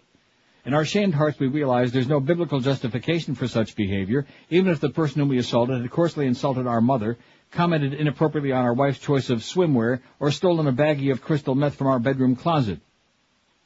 Confronted with our wrongdoing, some of us have spoken falsely, resisted arrest, and even committed battery upon law enforcement officers, showing not only disrespect for authority, but a glaring absence of common sense. Lord, we cannot blame you for being rather skeptical of our newfound faith, for so many brothers and sisters in the prison system have claimed to embrace you before. It's true that in the past, some of us did not turn to you until late in the plea bargaining process, and only then in a laughably transparent attempt to convince prosecutors that we'd found spiritual redemption. Others of us waited till our final request for a new trial was rejected by the appellate courts, and we were hence abandoned by our attorneys.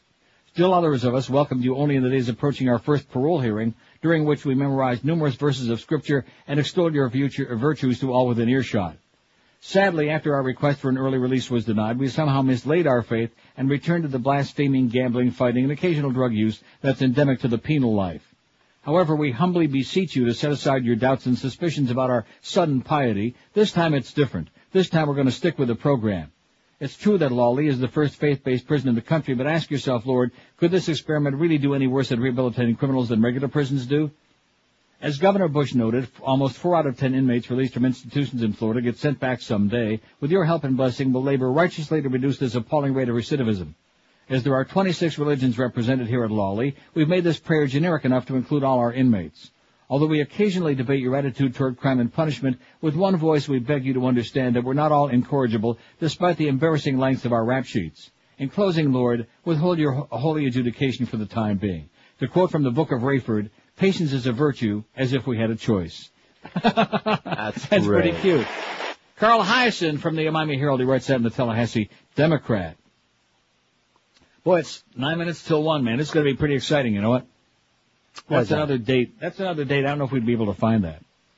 We have to just do it by memory. Try to remember when we started that god-awful 1 to 2, that very enjoyable 1 to 2 comedy bits hour? About a year, I'd say.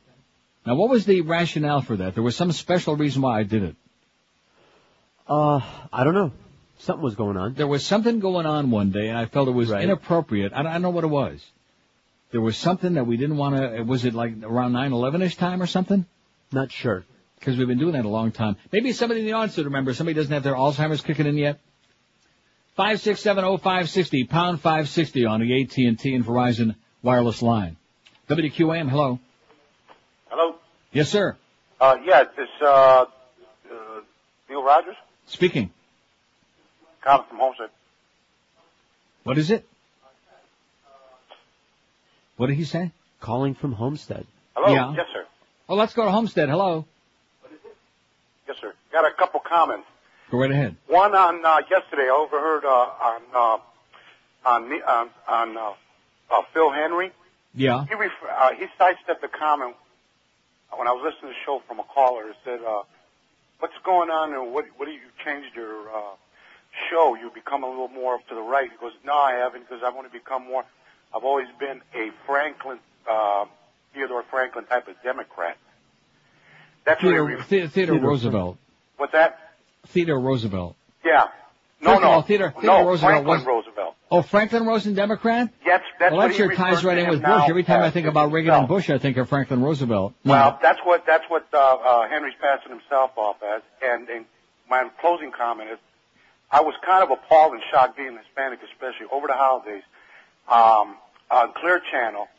This was incredible to hear. This is some kind of survey that they took of the most disliked Christmas song, and it was astonishing to hear. It was Jose Feliciano's.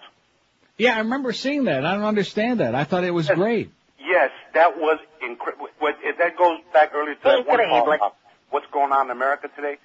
I think it's conservative white America right now going through and right now acknowledging the fact of all the ills and wrongs, and that's part of it too. All the ills and wrongs of what? Well, of minorities and everything else. And hearing that on Clear Channel especially, to say that, was just amazing. Yeah. But, well, at any rate, you have a good day, sir. Okay, thank you so much. If there's an Antichrist, he sure works at Clear Channel. I'll tell you that. I think his name is Pete Bolger. I could be wrong, but I'm not, I don't think so. Oh, you know something? How come we didn't put him on there? No. Pete Bolger, get him on there right now. Just for the radio people. You'll see, he'll get some votes just as an outlet for some people's anger and fury and frustration and psychosis over the way he lied to them and screwed them and stabbed them in the back and ruined their lives. See, this is, I realize we're past the holidays, but, all that holiday bullcrap about you're supposed to be nice to everybody this time of the year and all this other crap. Let me say this to you, seriously. Those people who think that we pick on Mo too much or that it's ponderous or whatever, there's no shtick involved there. This is an evil sumbitch, okay, is what it is. It's one thing if you want to rip somebody else, you think their show sucks or make fun of the way they dress or their bad wig. But when you're trying to get people fired, when you're screwing with other people's lives, there are few things in the world other than actual physical harm. There are few things that exist that are lower than that. That's the kind of scum that we're dealing with there. That is kind of like physical harm, actually. Well, it's even worse because physical harm you can recover from all depending on how bad it is. Right. You get a bruise, you get a bump. But if somebody screws with your life and gets you fired and you and your whole family are out on the beach and your whole life is turned upside down, and this is the kind of crap that this man has pulled behind the scenes practically from day one, the day he walked his ugly, smelly, bag-laden ass into that building. So if there's anybody out there, I don't care if we get a 0.1 share. I don't care if all the Mo people get the diaries and every goddamn rating book from now until I retire. I don't give a crap. Play all the games you want with your freaking diaries because it still doesn't make him anything but a big old tub of crap. Live and local. This is 560. The radio's all yours now. QAM. It's the 1 to 2 hour. Welcome back to the highly rated Mo Howard and David show. According to my extravagation. Okay, stupid, where were we? We were doing this. No, wrong. You were doing that to me. Oh, yeah. Sorry, Mo. That's better. Oh, wrong day. Chris. Hey, I didn't say you could say that yet. Okay. Oh, wrong day. Now you. Chris. Carter. Oh, wrong day. Gatsby. That's it. Not on my watch, you punk. Okay. Oh, wrong day.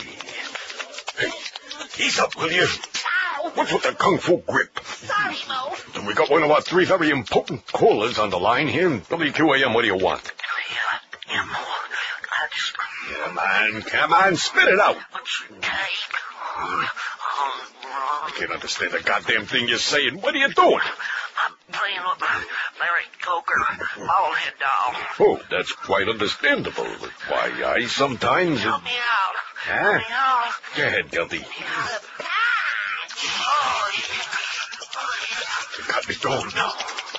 Almost there. Say Orande. Orande. Master. Orande. Orande. Orande. Orande. Oh, Lindo Mare. Look at that. I got it all over my wig.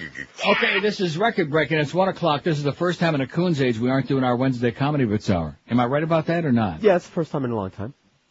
Or maybe not. It seems to me that one day we did it on a Thursday. Was there a reason for that? Was it a holiday or something? Maybe that was it. I try to forget all about the holidays. Anyway, we got 471 votes on here, which means we got 872 counting that first hour when they voted down our Comedy Bits Hour. Politicians excluded. What well-known living person's grave would you love to dance on? Rush Limbaugh, man, you can't touch Rush. 130. You can sniff it, but you can't touch it. You got a bottle, you can touch him. O.J. Simpson, 75. Ann Coulter, 47. Mo Howard David at 39. Absolutely. Walking turd. Pat Robertson, 35. Jerry Falwell, 28. Rosie O'Donnell, 21. Bill O'Reilly, 17. Greg Reed, 11. Nice going. Well-deserved, too, by the way, Greg. See, one of the things... See, I'm going to get started now. I'm going to get myself worked up and get started on all this crap. Because the stuff that goes on at WQAM could never possibly have been allowed to go on if it weren't for absolutely inept management. Totally inept. How could you allow somebody to get away with the kind of crap that's gone on there day after day after day for like the last year and a half? Nobody in their right mind. No, that's not it. That's not it. Anyway, Greg Reed, 11, Michael Jackson, 11, Rick Sanchez, 10. I told you he'd move up that list. Louis Farrakhan, 9, Mike Tyson, 8. Mike Tyson. Roseanne Barr's got 5. Howard Sperm, 5. Ollie North, 4. Martha Stewart, 4. Larry King's only got 3, and after that it's like 1s and 2s. Little teeny tiny numbers. Now comes the moment of truth, boys and girls. They wanted the 1 to 2 hour. They wanted the Schmidt can at the Comedy Bits Hour. Now let's see what kind of sensational stuff we get on the phone, right? Right. 567-0560, pound 560 on the AT&T and Verizon wireless line. Mad Dog at 2. All right. Bookster for the Ailing Humper at 4 this afternoon. And then we got Hurricane basketball tonight, pregame 6:45. Hurricanes at North Carolina, 7 o'clock, followed by Eddie K. and Joe and Mark in the dark. WQAM. Neil. Yes, sir. Did you put yourself on there? No. You want me to put myself on there? Yeah. Would you like to dance on my grave? Sure. Okay, well, put on your tap shoes, man. It could be any day. Okay, let's put me on there, okay? That was our first call, by the way, in the new improved Wednesday 1 to 2 hour. Let's dance on Neil's grave. Although he is listening. Thank you for listening, by the way, to the Neil Rogers Show, the once very popular Neil Rogers Show. 567-0560, pound 560, and woe is me. By the way, Clarence, payday's Friday this week, the 9th. I just mentioned that in passing. Do your job, Clarence. Get those checks in the mail, get everything all straightened out, and then go back in and hang out with the beast under the table. WQAM, hello. Hey, Neil. Yes, sir. Hey, what about Savage Nation? Michael Savage. Yes. Get him on there. Dave Van Boren. Michael Savage, you got it? Got it. Okay. He's an asshole, man. He's obnoxious. 567-0560, pound 560 on the AT&T and Verizon wireless line. WQAM, hello. You're obsessed with Bush. WQAM, hello. Well, he got you, boy. You're such a Bush. Yeah. QAM, hello. You miserable. WQAM, hello. How you doing, Uncle Neil? Okay, sir. Yeah, you know what you could do instead of the Comedy Bits Hour? Make What's it that? bedtime hour. I would enjoy it. I don't get that chance to read that much of the papers, although I get the New York Times, but a lot of the stuff that you put on the website, I can't possibly find anywhere. No, I'd rather intersperse it like I'm doing today, you know, like through the show. Mm-hmm. Rather You know, than that's a good thing because, like, sometimes people can't get all of the things that you find, and I appreciate the time that you take to do that because I'd honestly say that 70% of Americans are pretty dumb that they don't even pick up a newspaper and find out what's going on. You're being very kind, man. Very kind. Well, it's funny. What would you say? At age 30, people stop reading? Or before that? I don't think Americans read, period. I think when you look at the number of people who actually buy a book or read the only young people, the only books they read generally are, the ones they're forced to read for class in high school or college. Other than that, people don't read books. They don't read newspapers. Look at, I hate to sound like an old fogey, although I am, but when we were young and growing up, look at all the newspapers that have gone out of business since then. Any major city had a half a dozen newspapers. Now you're lucky to have a couple. Oh, I remember when I used to live in New York. I used to have the 9 Hour, the Daily News. You used to have all these other papers, the Tribune, the Mirror, all of this. Right. And I'm only going to turn half a century this year, but I still remember all of those. Yeah. Nobody reads newspapers anymore. But Uncle Neil, I want to thank you, and I just want to say 25 to 30 on the Atkins, and I thank you for helping me learn that. All right. All right. Thanks a lot, Pally. Keep it up. Bye. Dr. Bob is singing a different tune now.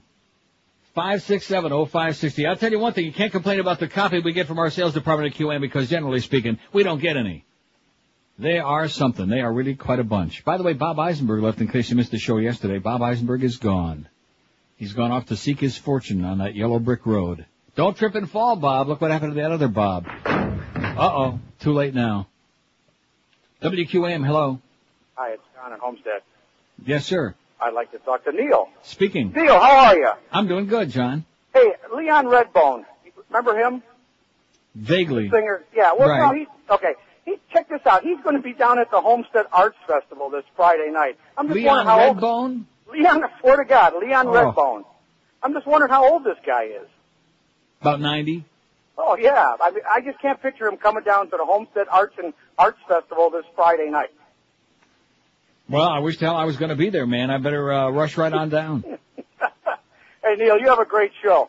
Thanks a lot, Pally. Have a great day. Leon Redbone, you going to go catch that? Oh, yeah. All right. Let's all go see the old Redbone. 567-0560, pound 560 on the AT&T and Verizon Wireless line. By the way, this bitch in Ohio with the big earrings, those hoop earrings that tried to claim the $162 million. Yeah. I'm not talking about this and the lady that won it, have you seen her, Rebecca? Mm-hmm. She's a sweetheart. She seems really like, a nice lady. And her husband, well, I don't want to get into it, but there must be something there that doesn't meet the eye, Yeah. I mean, he's like one step above, Gilbert. You know what I'm saying? Yeah. Wow, he's like that. But maybe he's a loving, wonderful, devoted father and husband, and now that she's got the money, he's probably dumped his ass real quick.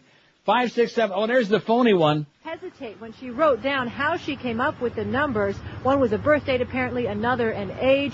Now, the report also notes that Battle broke down and cried, and also says that she gave the time of buying the lottery ticket between 5 and 7 o'clock. That evening, December 3rd. Right. The best news of all is that she may very well face criminal charges for fraud, which I say is excellent. Who the hell are you kidding, honey? Nice try, though. You got to hand it to her. Nice try. No. You're just jealous. You didn't have a chance to fraudulently try to grab. When has that ever worked? I don't know. I bet you somewhere along the line it's worked at least temporarily until they caught on to somebody. It's vaguely seems to me that we've had people scam lotteries like that. Okay, I bought the ticket. It was me. Yeah. And I got news to you. I got news for you. I'm a hell of a lot closer than you are. I bought it. Okay. I'm the one with the power of balls, baby, and don't ever forget it. Oh, let's take some of these calls. This is a big hour. WQAM, hello. Neil. Yes, sir. What's going on, dude? How you doing? I'm fine.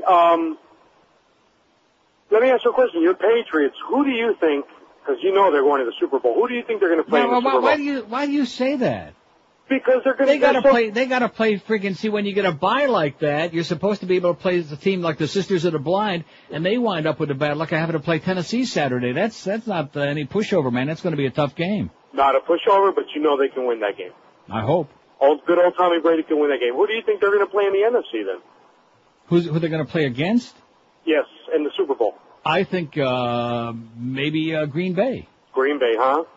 Because God is up there, Brett Favre's father is up there in the sky looking down on the whole thing. Definitely. Yeah. The guy's grave I want to dance on is the Big O, because he thinks that he knows everything because he hangs out in the locker room after all the games. He doesn't know anything. I mean, he's not a bad guy, but he knows nothing about sports, the Big O. Nothing, zero. But he thinks he knows everything because he hangs out in the locker room.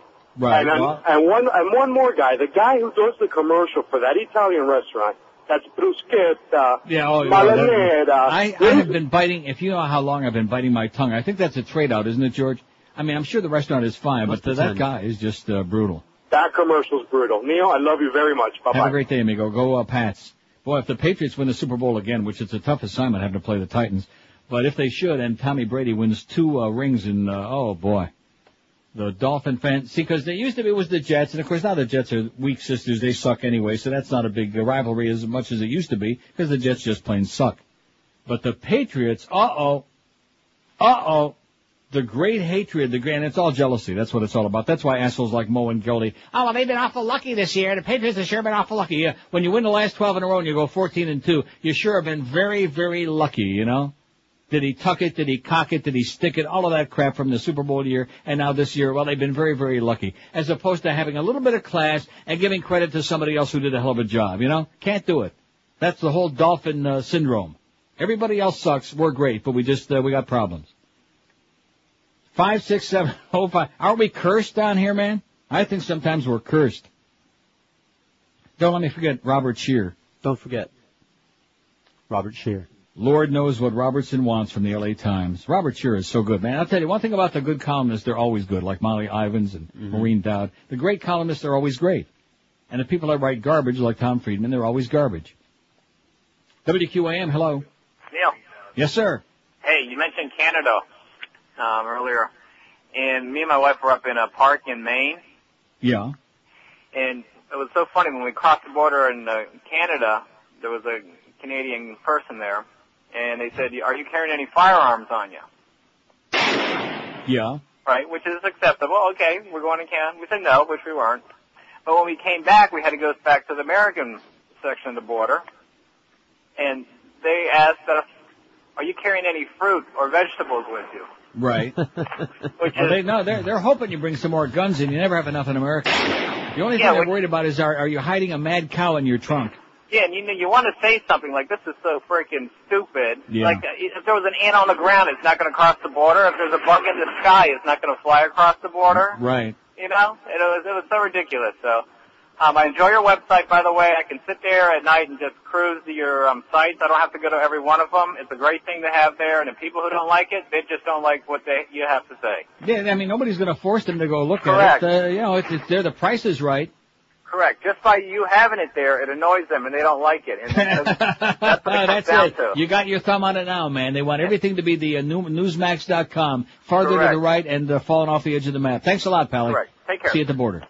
How do you like that? You bringing any fruit or vegetables in? Okay, go ahead. Take all your guns and just don't bring too many mad cows in, please. When we'd cross to or from Montana on the way back into the country, they would ask us if we had guns, and we'd say no, and they'd say, "Oh, do you want one?"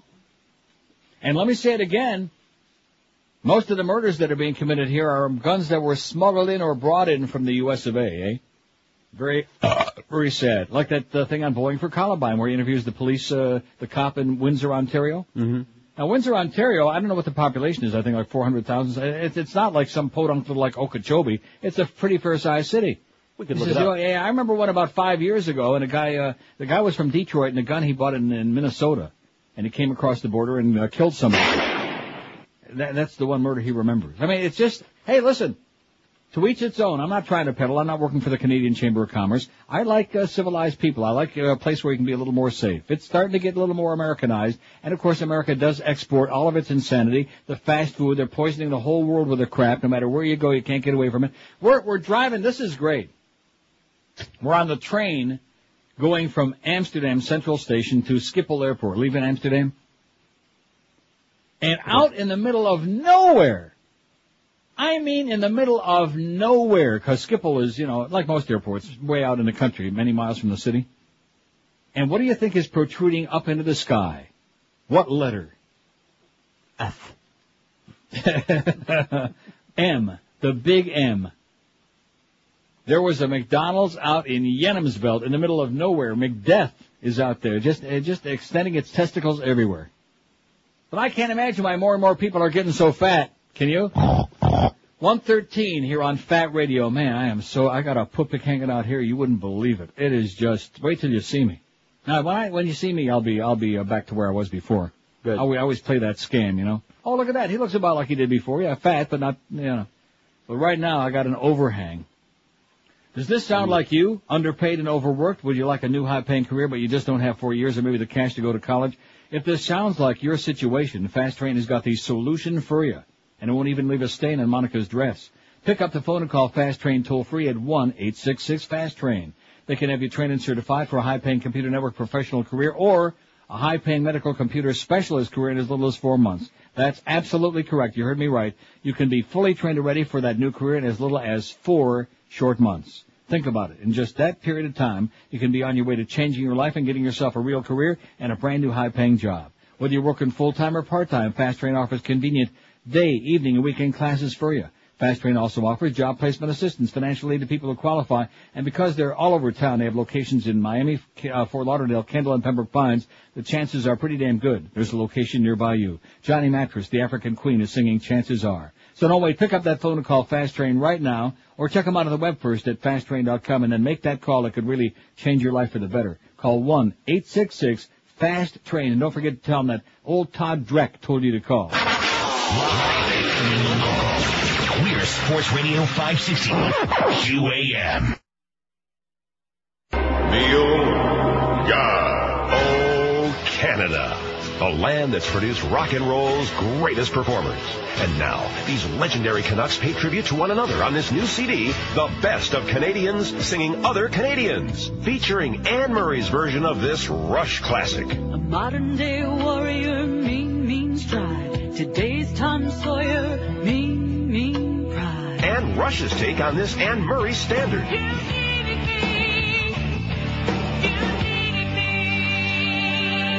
The Best of Canadians Singing Other Canadians has all your favorite singers from Z to A, like Celine Dion's rendition of this Neil Young number. Old man, look at my life. You're a lot like my husband Renee, no? Neil Young singing Celine Dion's biggest hit. I know that my heart of gold will go on. But that's not all. There's Shania Twain singing Bryan Adams, Crash Test Dummies doing Alanis Morissette, Snow rapping the Guess Who, and Gordon Lightfoot performing this Bare Naked Ladies smash hit. It's been 1 week since you looked at me, popped your head to the side and said, I am angry. Pick up your copy of The Best of Canadians Singing Other Canadians. The Great White North has never been so great, or for that matter, so white. 118 at 560 WQAM. It's our gigantic new and improved 1 to 2 Wednesday hour. Somebody, you just faxed me a story that we have on our website, either yesterday or today. Christian-themed nudist colony planned near Tampa. But why not? I think it's on today's website. Sure, better than that Christian jail. Piles of trash, dirty lakes, racist property deeds, and pedophiles living nearby haven't deterred one man's dream of creating a Christian-themed nudist community. Maybe I didn't put it on the website. Maybe I got it here in my pile. I haven't gotten too deep into my pile today, you know what? They've done that before, though. What's that? Christian nudist colonies and events and Christian nudist cruises. Well, what's wrong with that? Nothing. What's wrong with saying... You call that a penis? But, oh, God, that's good, or something like that? Oh, my God. Anyway... Hudson, Florida is the place. Hudson. I never heard of it in my life. It's 30 miles outside of Tampa. About 30, man. Bill Martin has purchased about 240 acres of land in Hudson, 30 miles outside of Tampa, for a little more than $1.6 million, much of it on the site of an old nudist colony that had fallen into disrepair, for which he and his business partners hope to transform into a modern-day Garden of Eden. The Bible very clearly states that when Adam and Eve were right with God, they were naked, said David Blood, executive director of the project. Oh, God. When people are right with God, they don't have to fear nudity. The renovated park, to be called Natura, would feature an open church, a giant water park for the kids, and classes in family building and strengthening marriage. Martin hopes to have enough of the trash removed and facilities fixed up for a naturist marriage retreat and nude baptism ceremony in April. Further renovations additions are planned for completion within 2 years. He said he hasn't figured out yet what to do with about 4 registered sex offenders living in and around the park, though he said he'll discuss it with his attorneys. Maybe we can get the binocular concession. Right. They have those digital camera binoculars now. Now, I'm beginning to wonder about that piece that I keep referring to about Windsor, Ontario. Well, first of all, somebody faxes this info. Me, I printed that up. Oh. Windsor, southernmost major city in Canada, is the Essex County, Ontario, close to Lake St. Clair and Detroit, over the border in Michigan, USA. Population is 208,000 with a metropolitan area of over 307,000. Windsor's motto is, the river and the land sustain us. Interestingly enough, it's the only point along Canada's southern border where crossing to the U.S. involves heading north. Well, I'll be damned. North to Detroit. Don't you remember that song by Johnny Horton, North to Detroit? No. I don't either. I just have a story here because I did a search, murder rate in Windsor, Ontario, which I can't really find what I'm looking for, but I found an amazing story from a magazine called 14850 Magazine by Lori Robinson Keegan. Now, maybe at the end of it says who she is. Oh, wife, mother, and jazz vocalist, is a voice instructor at Ithaca's Community School of Music and Arts. She holds a music degree from Ithaca College and has found that it makes an excellent spare placemat for those unexpected guests. Her music degree. And the story is about Windsor, Ontario, and Detroit. And that's not what this is. That's not the right story. About the murder rate in Detroit is 14. Oh, I see. When it's about censorship in America. When the statistics bandied about by proponents of censorship are compared with other statistics just as factual, just as black and white, the picture shifts. Consider this off-quoted statistic. The murder rate in Detroit, Michigan is 14 times higher than the murder rate of Windsor, Ontario, which shares the same TV stations. Many people are exposed to violent media. Don't commit senseless criminal acts. It seems media is not the only problem, and censorship of the media is probably not a real solution. So the column is basically all about censorship, but the idea that, oh, we've got too much violence and too much sex and yada, yada, yada. But the people are watching the same shows. And, of course, all the same shows are on in Europe, too. Are they killing each other over there? No. All the same shows. They're all on. All the violent shows, all the sexy shows, which are a hell of a lot more than you'll see on U.S. TV by far. But don't confuse people with the facts. 5670560, pound 560 on the AT&T line. QAM, hello. Are your panties wet? WQAM, hello. Hello? Yes, sir. Like to talk on the air? Speaking. Neil? Yes. Two more people to add to your list. Okay. How about the two reverends, Sharp and Jackson? Sharp's in politician. We got Jackson on there. Thank you. Doesn't it say politicians excluded? Yeah, but they didn't hear that part. Well, they can't be listening the whole 4 hours, unfortunately. They tuned in to hear our big 1 to 2 hour. Look at that, the phone, a little weak there. Scared me for a second. Doing screenless. I mean, you know, if this is what the audience wanted, they better live up to their part of their bargain. You know what I mean? Otherwise, you'd be amazed at how fast we can go back. We got 80 billion comedy bits in this DCS computer. Oh. Politicians excluded. What well-known living person's grave would you love to dance on? Rush Limbaugh, 143. O.J. Simpson, 84. They hate you, O.J. Ann Coulter, that skanky bitch, 50. That pastrami hanging slut. Mo Howard David at 44. That obnoxious old troublemaking piece of crap coot. Pat Robertson, 36. Jerry Falwell, 31. Rosie O'Donnell, 23. Bill O'Reilly, 17. Louis Farrakhan, 14. Greg Reed's got a dozen. Michael Jackson, Rick Sanchez, 11 apiece. Mike Tyson, 8. Howard Sperm, 7. Roseanne Barr, 5. Ollie North, 5. Martha Stewart's got 4. I just slipped a whole bunch. Pete Rose, 4. Larry King, 3. Jesse Jackson, 3. Bob Novak, 2. Sean Hannity, 2. Chuck Heston, 2. Deion Sanders, a pair. Gordon Liddy's got 1. Matt Drudge has got 1. I got 1. The Big O has got 1. Oh! And no votes yet for Laura Ingraham. I can't believe that. Or, look at a whole bunch of people with no votes. Mariah Carey, Don Imus, they figure why bother, he's been dead for 20 years. Tammy Faye Baker, George Will, Michael Savage, Anna Nicole Smith, and Petey Bolger. I told you Petey Bolger get a lot of votes, didn't I? None. Well, once the radio people start voting, this will be on there all the way through. And not only that, but the most important statistic here, since we got a lot of numbers going on, 533 plus 401 is what? 934 last time I checked, right? Okay. Hey, listen, don't be yawning at that. Oh, sorry, numbers. That means we need only 66 votes for 1,000 today during the show. All right. Is that record breaking? Well, I think it's a little inaccurate when you reset the poll, then the people that have voted get to vote again. It doesn't make any difference. That's bogus, man. That's not the point. There's still votes on a poll. They still have to physically go and yank it, and of course part of the reason being that it's so popular today is we got that Bush deal. Oh yeah, well. Oh, I'm telling you, if you tuned in late, you got to go to neilrogers.com today. If you never usually go to it or you never go to it again, trust me when I tell you, this will be more fun than spanking the old monkey. It's a beautiful thing. The dishonest W living action figure. Better turn on my speaker again. I don't hear it. What just happened? I heard a click. No, that's the click, but that's not the... Oh, it's got to load again. See, once you go off of that page... I saved mine. Huh? I just opened up a new window. What a fool I am, man. I should have saved mine. But you can... Yeah, there you go.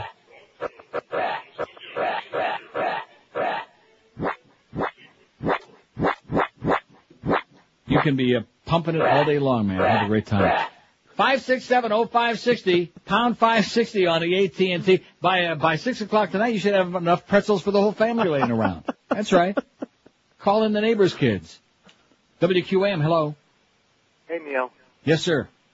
I wanted to do a poll on the worst, the reception of radio stations. I think QAM has the worst reception in South Florida. That's an excellent idea. Yeah, throw up any stations you want. I'm going to vote QAM. Okay, thanks a lot, Pally. Okay. And have a great day. Yeah. Yeah, that's something, the fact that we got this awful signal. Did I dream that, or did somebody tell me that our signal is a hell of a lot worse than usual? I don't know, maybe you dreamt it. No, I don't think so. I think of course, it couldn't be much worse than usual. We'd have nobody listening. But don't forget, HD digital, baby. Yeah, but if you got one of them HD digital radios, of which there are only a few in existence. About 30, man. In the entire world, then we sound spiffy. Boy, I'd love to hear that. I'd love to hear the comedy. In stereo. Yeah, in stereo. If I move my head over this work way, in stereo. I'd like to hear We Got Him in stereo. And bring a tear to my eye. Yeah. 567. I beg your pardon? That weapons, the Armchair Warrior. Armchair Warrior would be good? It's great.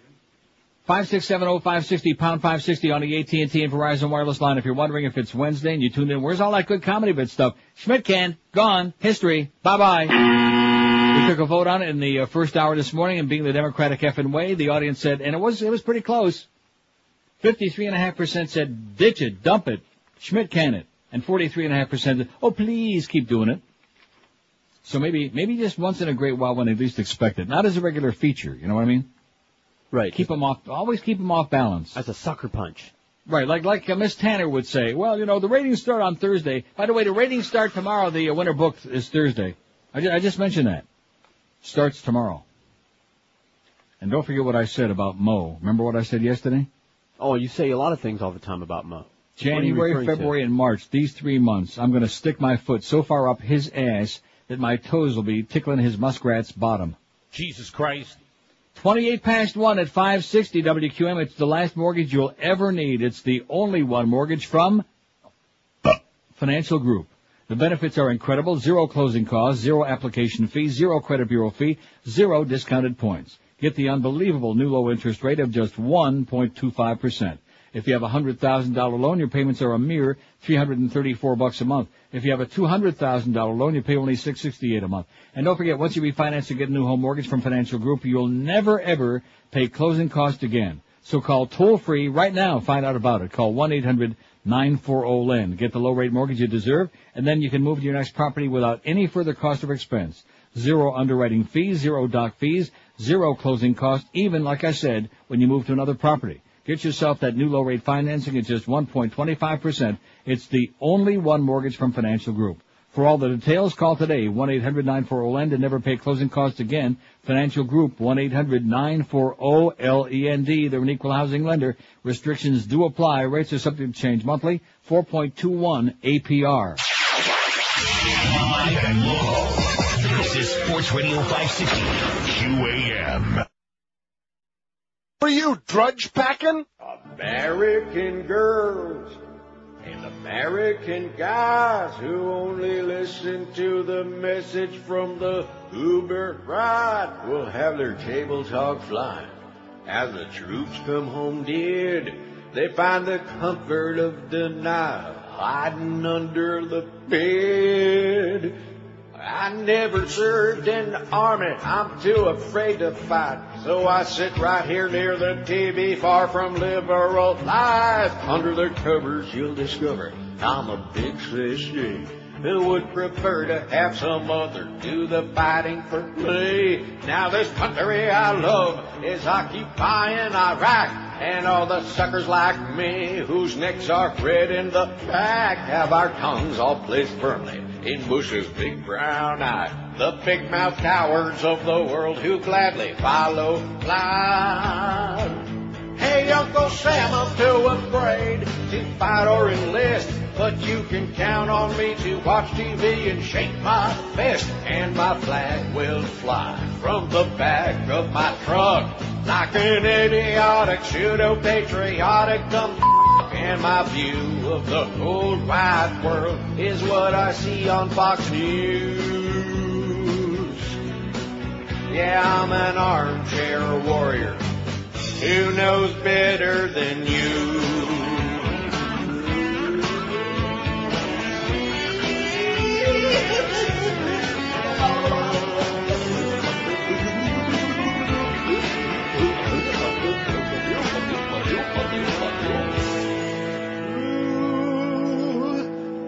I'm an inbred jerk who parrots anything they say. Don't have to read or research. It's so much easier this way to watch TV or look at pictures in USA Today with my finger up my ass as I tickle my brain. Hey, Uncle Sam, I'm too afraid to fight or enlist, but you can count on me to watch TV and shake my fist as I lower my fly so I can pull on my bud to proudly show the swastika tattooed on my nuts. The Saudis are our best friends in the world, not those Iraqis or Jews.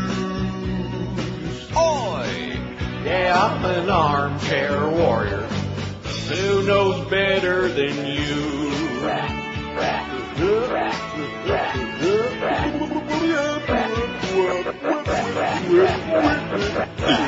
You know, that inspired me for tomorrow's poll, and you'll never guess what I'm going to be asking tomorrow. I already got it written down.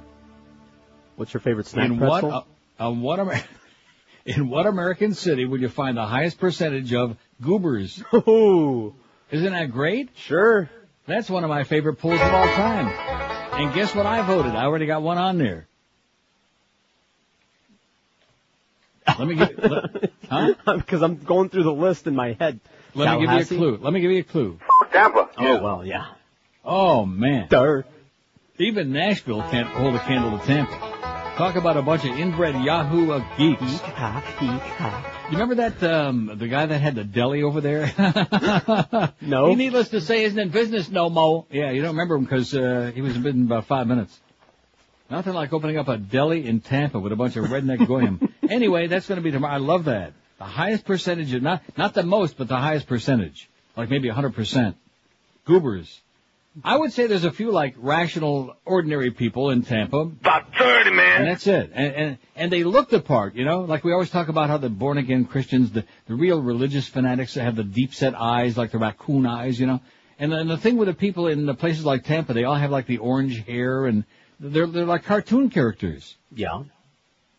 Man, that is a very strange place. Anyway, Eric is working overtime. He is doing it. Well, before that, Kobe Bryant, somebody nominates for our poll. Let's get Kobe on there. You know what he's going to get? What punishment he's going to get? What? None. Yeah, you're right. Take it to the bank. They're going to give him a slap on the wrist. He's got to run fast and jump high and slam a jam at a ball, man. He don't have time to be going to jail. Kobe. You'll see. And they like that beef, too. Oh, and speaking of meat, Win, one of our regular faxers, and thank you so much, says, I've had the new wraps at Subway, and they're very good. They look good on the TV ad, but then again, so does everything else. The wrap itself has got 5 net grams of carbs. I prefer the chicken bacon wrap because it's got cubed chicken breast, while the turkey bacon wrap has got sliced turkey. Also, the chicken wrap has 3 less grams of carbs. You can have any 6-inch sub as a wrap for 50 cents extra, although I've been unable to convince the Indians running my local Subway of this, he says. Well, let's see. Carbs. See, this is one of the things that Atkins peddles for example, the chicken bacon ranch, shows 19 grams of carbs. But Atkins always says, oh, but it doesn't, the body doesn't absorb, yada, yada. So he tries to peddle you that it's only like 4 or 5 carbs. I don't know if that's true or not. Do you know what I mean? No, what do you mean? The turkey bacon melt. Oh, this has got Canadian values. Oh, U.S. values and Canadian values. The turkey bacon melt has got 22 grams of carbs, but Atkins would tell you, he's singing a different tune these days since he had that fall. He'd tell you it's probably only about 4 or 5. Yeah, he's singing 1 ton tomato. Anyway, Eric, as I started to say before I got whipped up with my food again, there he goes with that fat stuff. He went back and he dug out the dates. Now, the reason that the first poll said, oh, was because it was only a demonstration pool. That's why I had 0. That was October 12th, 1998. Now, it seems to me that we started on QAM in December 30th, 97. Is that right? That sounds right. Yeah. We started December 30th, 97 because I told Duff Lindsay, who was calling on behalf of Greg Reed, to tell me that the studio wasn't going to be ready on time. I told him, well, somewhere I'll be on air December 30th, either QAM or someplace else. And voila, there was that make-believe studio. And that last weekend, boy, the night before, there was George Corso and a bunch of other monkeys running all around, stuff being shipped in from Philadelphia, trying to put equipment together with the most patchwork, pathetic piece of crap. And Greg takes his whole family and heads off to Chicago, being the coward that he is. What would you do? What do you mean, what would I do? I'd go to Toronto. I wouldn't go to Chicago. I see. Too many Schwarzers there. But at any rate, let's see. Our first real poll was on February 9th, 2000. As long as I live, I'll never forget that day that I'm sitting down there on the second floor. You must remember it too. Remember all that summer we had to play? I had to keep playing music, right? Because the phones weren't working. I didn't realize it. The phone was broke most of the time. And the one day I'm sitting there and I'm saying, "Fugue you," and "You're full of Schmidt." Every word that's ever. It's like that bit on SCTV, where the guy's sitting there and begging for a call. Finally, the phone rings and it's the wrong number. Mm-hmm. And I couldn't make the phone ring for love or money. And I finally picked it up and manually, and the lines were all dead. And it's been that way for like a half an hour. And I'm sitting there having a stroke trying to find out how come nobody is listening, nobody is calling, and the phone was dead. Nice going, Greg. No wonder you got a dozen votes on the poll. People would like to dance on your grave. In fact, let's see, he's probably 13, like I said. Not a lucky number, Greg. Uh-oh, look out. February 9th, 2000 was our first real poll. Okay. Now, what are these other numbers here? I don't understand. 2. Oh, I see. He's got them by number. Boy, this Eric. What did you do to him? Nothing. You must have put the fear of God into him or something, because his labor of love has expanded into a labor of like an orgy. He is just obsessed with doing this website. Nice going, Eric. We appreciate it in spite of what George says. 19 till 2 at 560 WQAM. You know something? I'm glad we're not doing the comedy bits anymore. I really am. I don't know if it'll have any impact or change anything. The phones are smoking there. I'm going to talk to them right now, but it just, I don't know. That was like a lazy way out. Sure. It was lazy. And when you get fat and lazy and complacent, it's just not the good way to go. I mean, we have to fight the good fight. And does that sound pretty good? Yes. Full of crap. Sure, why not? Full of crap. Anyway, speaking of fat people, and you know what I haven't said even once today, and he didn't get through? Hiya, Pally! There you go, because we're going to talk about Dial a Mattress, and that's his account. Hiya, Pally! In fact, he's probably laying his big fat ass on a mattress somewhere right now, if he's not over there getting a hand job downtown at that place he used to hang out. Treasure Island. Anyway, call our friends at Dial a Mattress today, 1-800-MATTRESS, and you can be sleeping as soon as tonight. Just like Fat Boy, you can be laying prone out on a really hot mattress, maybe doing some hot stuff. Kick off the new year by treating your back and your health right, because nothing can improve your daily health, well-being, and productivity better than getting a good night's sleep, night in and night out. So celebrate the new year with a new mattress from Dial a Mattress. Call them right now. They're proud to have added Stearns & Foster to their already strong, unbeatable championship lineup. Stearns & Foster is the finest mattress made in America today, and you can sleep on one as soon as tonight if you make that call now, 1-800-MATTRESS. And as always, our friends at Dial a Mattress carry the complete line of all the top names in the world. They got them all. You want them, they got it. Sealy, Serta, Simmons, King Coral, Tempur-Pedic. Choose from dozens of models at low, unbeatable, everyday low discount prices. And only Dial a Mattress lets you pick that 2-hour delivery window that meets your schedule any day of the week, 7 days, from 8 in the a.m. till 10 in the p.m. With low prices, same-day delivery, free setup and removal, it's easy for anybody to see that Dial a Mattress is the best in the world in customer satisfaction. I've been doing it for years. George, Miguel, just about everybody at QM. In fact, if Pharrell wouldn't have got himself canned, that's the one thing he really missed out on, was getting this free mattress from Dial a Mattress. Call him today, toll-free at 1-800-MATTRESS, 1-800-MATTRES, or check them out online at mattress.com. Live and local. We're Sports Radio 560 QAM. Yes, absolutely. Anytime they see that we're lacking in the coast, they provide a headline that will lead you by the nose. Who say, they said, is the one to get Now they have only one big dictator left. Don't worry, boss, we're gone. We got 'em. Now we're all comfy and safe. We got 'em. He won't attack us no more. We got 'em. Praise Bush like Jesus. Who say 9/11 is what they got you to believe? Can't get any dumber than a one-party country. You believe what they say, like the gullible fool as they use the state so they corporate tool of the election on. We got 'em. Bush has got his king. You got 'em. Get down on your knees. You got 'em. Dick Cheney. You got 'em. 989 votes today. Can you believe that? I realize there's two separate polls, but now you're nitpicking. You're just trying to make trouble. That means we only need 11 more to get to 1,000. Okay. That's impressive. I don't care whether you're impressed or not. I'm impressed. Okay. Anyway, I'm impressed with Robert Scheer's column. Of course, I almost always am because he's great. Hey, LA Times. Don't forget to read that Robert Scheer column. Oh, yeah. Lord knows what Robertson wants. At first, before I saw the light, I didn't believe that God actually told Pat Robertson that George W. Bush would sweep the November election. Why, for heaven's sake, would a divine power described in Scripture as supremely wise and just employ a self-indulgent partisan hack with a history of bigotry and greed as his spinmeister? We all know that Robertson is a longtime supporter of Bush and that the president has adhered to the Reverend's right-wing agenda, but would Robertson dare use the Lord's name in vain for partisan politics? Would he rip off God's clout just to boost his candidate's chances? No, I don't believe Robertson, fearing eternity in hell, would be so bold, so I take him at his word. I think George Bush is going to win in a walk, he said. I really believe I'm hearing from the Lord that it's going to be a blowout election in 2004, he told his television flock, citing several days of prayer at the end of 2003. The Lord has just blessed him. I mean, he could make terrible mistakes and comes out of it. It doesn't make any difference what he does, good or bad. God picks him because he's a man of prayer and God's blessing him, he said. The Lord, it said, works in mysterious ways, so Robertson's report that God has picked a presidential winner before the first primary may not be altogether crazy. After all, one of the tenets of the Protestant Revolution, which has developed in some quarters into Robertson's brand of cynical televangelism, was that we were all capable of hearing voices of the divine.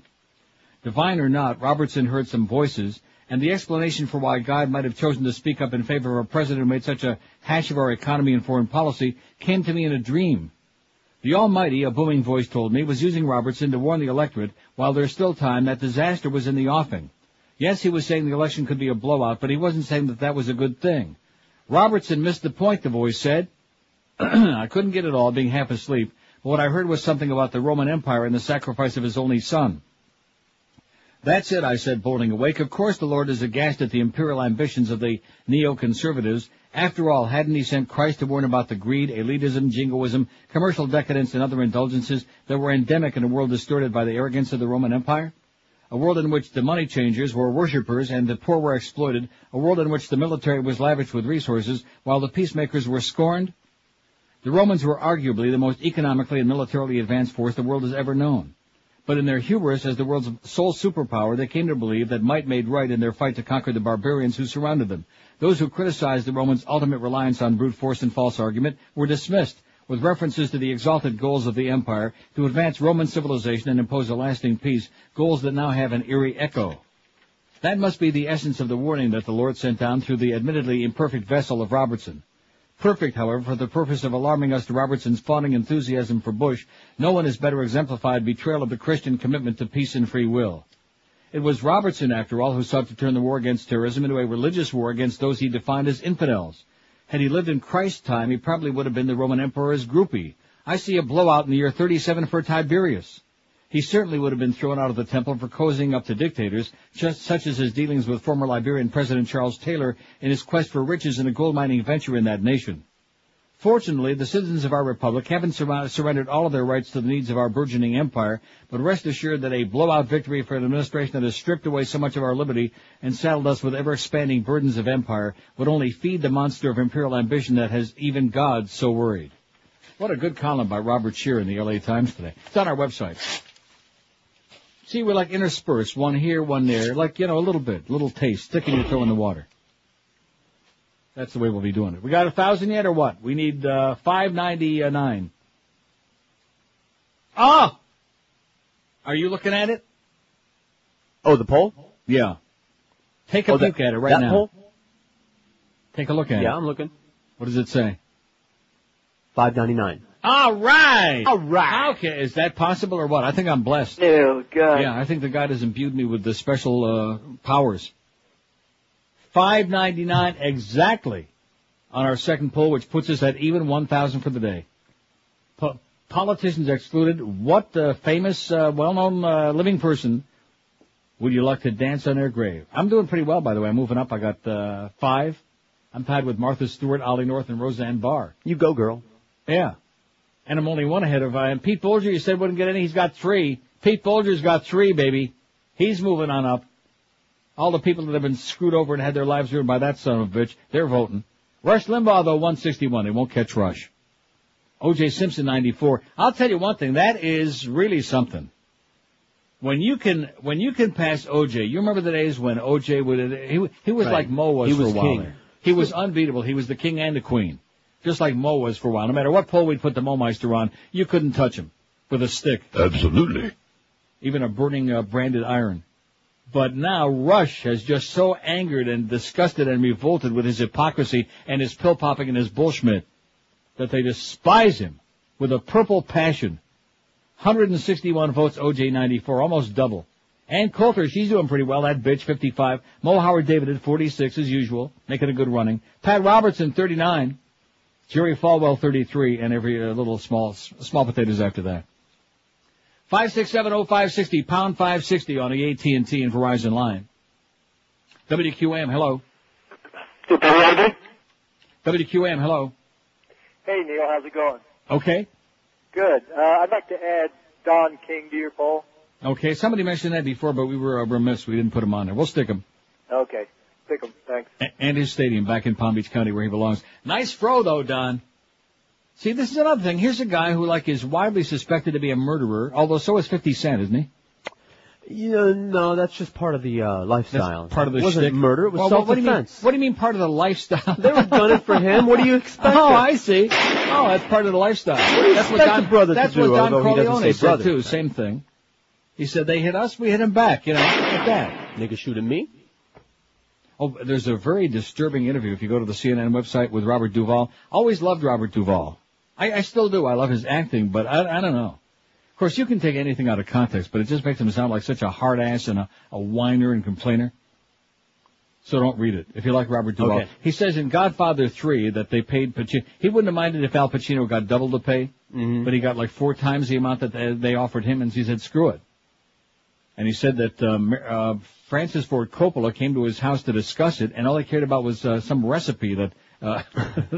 yeah, seriously. In retrospect, I think Robert made the right choice. Yeah, you're right. Oh, and by the way, speaking of that, what is this, all these awards that Sofia Coppola is getting now? What is that all about? As a director. Oh, my God. Certainly not as an actress, I hope, or not for the world's largest nose. She did interviews where she admitted that was a horrible mistake that should not have Horrible happened. mistake. Yeah. The only good thing in that the movie was when finally she took one in the chest, and the bad part of it is took all the way to almost the end of the movie to happen. She said she wished she hadn't done it. She only ever wanted to direct, and that's all she's going to do from now on. God almighty. Sophie, don't do it, Sophie. I'll tell you one thing. As amateur hour as her performance was, she had an excuse because it was all nepotism. Right. But what about Eli Wallach? What was his excuse? I don't know. Boy. I watched some of that on the plane. Remember I told you going over on the 777 and they had all 3 Godfather movies? So I watched a little bit of that again. And his performance from the beginning till he finally choked on that cannoli. Yeah. Oh, maybe we could have an Eli Wallach doll like the Bush one we got today, and he could be gagging on the cannoli. That would be great. 155 at 560 WQAM. If you're looking at your carpets and you're gagging because the company from Christmas and Chinooka New Year's has left your house looking like a mess, here's the answer for you. Have your carpets, your area rugs, your drapery all professionally cleaned by our good friends at Dry Concepts. I've been using them in my house for over 20 long, excruciating years now. And boy, there have been a zillion other companies that have come and gone in town during the period of time they've been around. And they're still going stronger than ever because they're the best in the world. They make your carpets look just like brand new, no matter how schmutzy or hopeless they look right now. They're certified trained technicians, really know their stuff. And they give you a written guaranteed price up front before they even start doing the job. So if we want brand new looking carpets at a fraction of the cost of replacing your carpets, these are the people you want to call. Your carpets will be dry in a couple of hours. You'll be ready to rock and roll again. And when you do call Dry Concepts, ask how you can save 15% on your next carpet cleaning by being put on their standby list. Call them today, toll free. Nobody can even touch them. Call 1-800-248-5071. That's 1-800-248-5071, or log on to their prestigious website at dryconcepts.com. Live and local. This is Sports Radio 560. WQAM. Hi, I'm Sophia Coppola. When I'm not acting, which is most of the time, I like to cruise around with my famous father. Take a left, Soapy. Yes, Daddy. And I'm really learning to take direction well, too. Take a right, Soapy. Yes, Daddy. And now I'm even doing car... Commercials. Commercials. Oh, Daddy, what do you think this is? Anyway? Get the nut by these old wheels. Oh, down, Soapy. This campaign's getting stupid. It's old. 158, we got the Mad Dog coming along at 2. We got the Bookster for Hank again for the second day in a row. Hank missing. This is not the way to start the new year, you know what? Wouldn't you think after all the dicking around, all the substitutions and the vacations and the, this is the time of the year to be healthy. To be slim and trim like me. Come on, Humper, get with it. We want the load back tomorrow. Half a load ain't even close. I mean, the Boog used to be a load, but now he's like about half. Good guy, the Boogster, but, boy, his talk show. In fact, I put him right in there with the Big O. Not that the Boogster doesn't know what he's talking about. That's the difference. It's just that he's so namby-pamby, he doesn't want to say anything. Although he was good that day, he called in from the parade. That was great. That was special. WQAM, our last call of the day, I believe. Hello. Hey, Neil, on the casting of Sophia Coppola in the movie, you know the story, right? That the part was written for Winona Ryder, and she backed out at the very last minute, literally like the last week before production. I'll be damned. She was probably busy shoplifting at Macy's. Exactly. And so Sophia Coppola was a production assistant. She was the only one that knew the script, and so she stepped in. I'll be damned. Simple as that. So in other words, we thought all along it was just blatant nepotism, and it come to find out it wasn't quite so bad. It was blatant desperation, actually. Okay, thanks a lot. Only the nose knows. Hey, Sophia, Mary. Oh, Mary, Daddy. Boy, that was enough. You wanted to give a stand. It would have been in poor taste, but you wanted to do a standing ovation at that point. What are you talking about? Now, our theater, we applauded. Did you really? Yeah, the whole theater did. Shame on you. I was standing and applauding when Eli Wallach ate the last cannoli. It was a beautiful thing. Oh, and speaking of those chocolate-covered cannolis like from Doris Market. Anyway, that's it. We broke the record, over 1,000 votes during the show today, even though George wants to put an asterisk next to it. 625 and 401 is 1026, sounds like to me. Mad Dog coming along next. Boy, the Patriots are going to kick some ass this weekend. And is he going to be jealous about it or what? Bye. The Neil Rogers Show on 560 WQAM, Miami, Fort Lauderdale. Even though you hate seafood.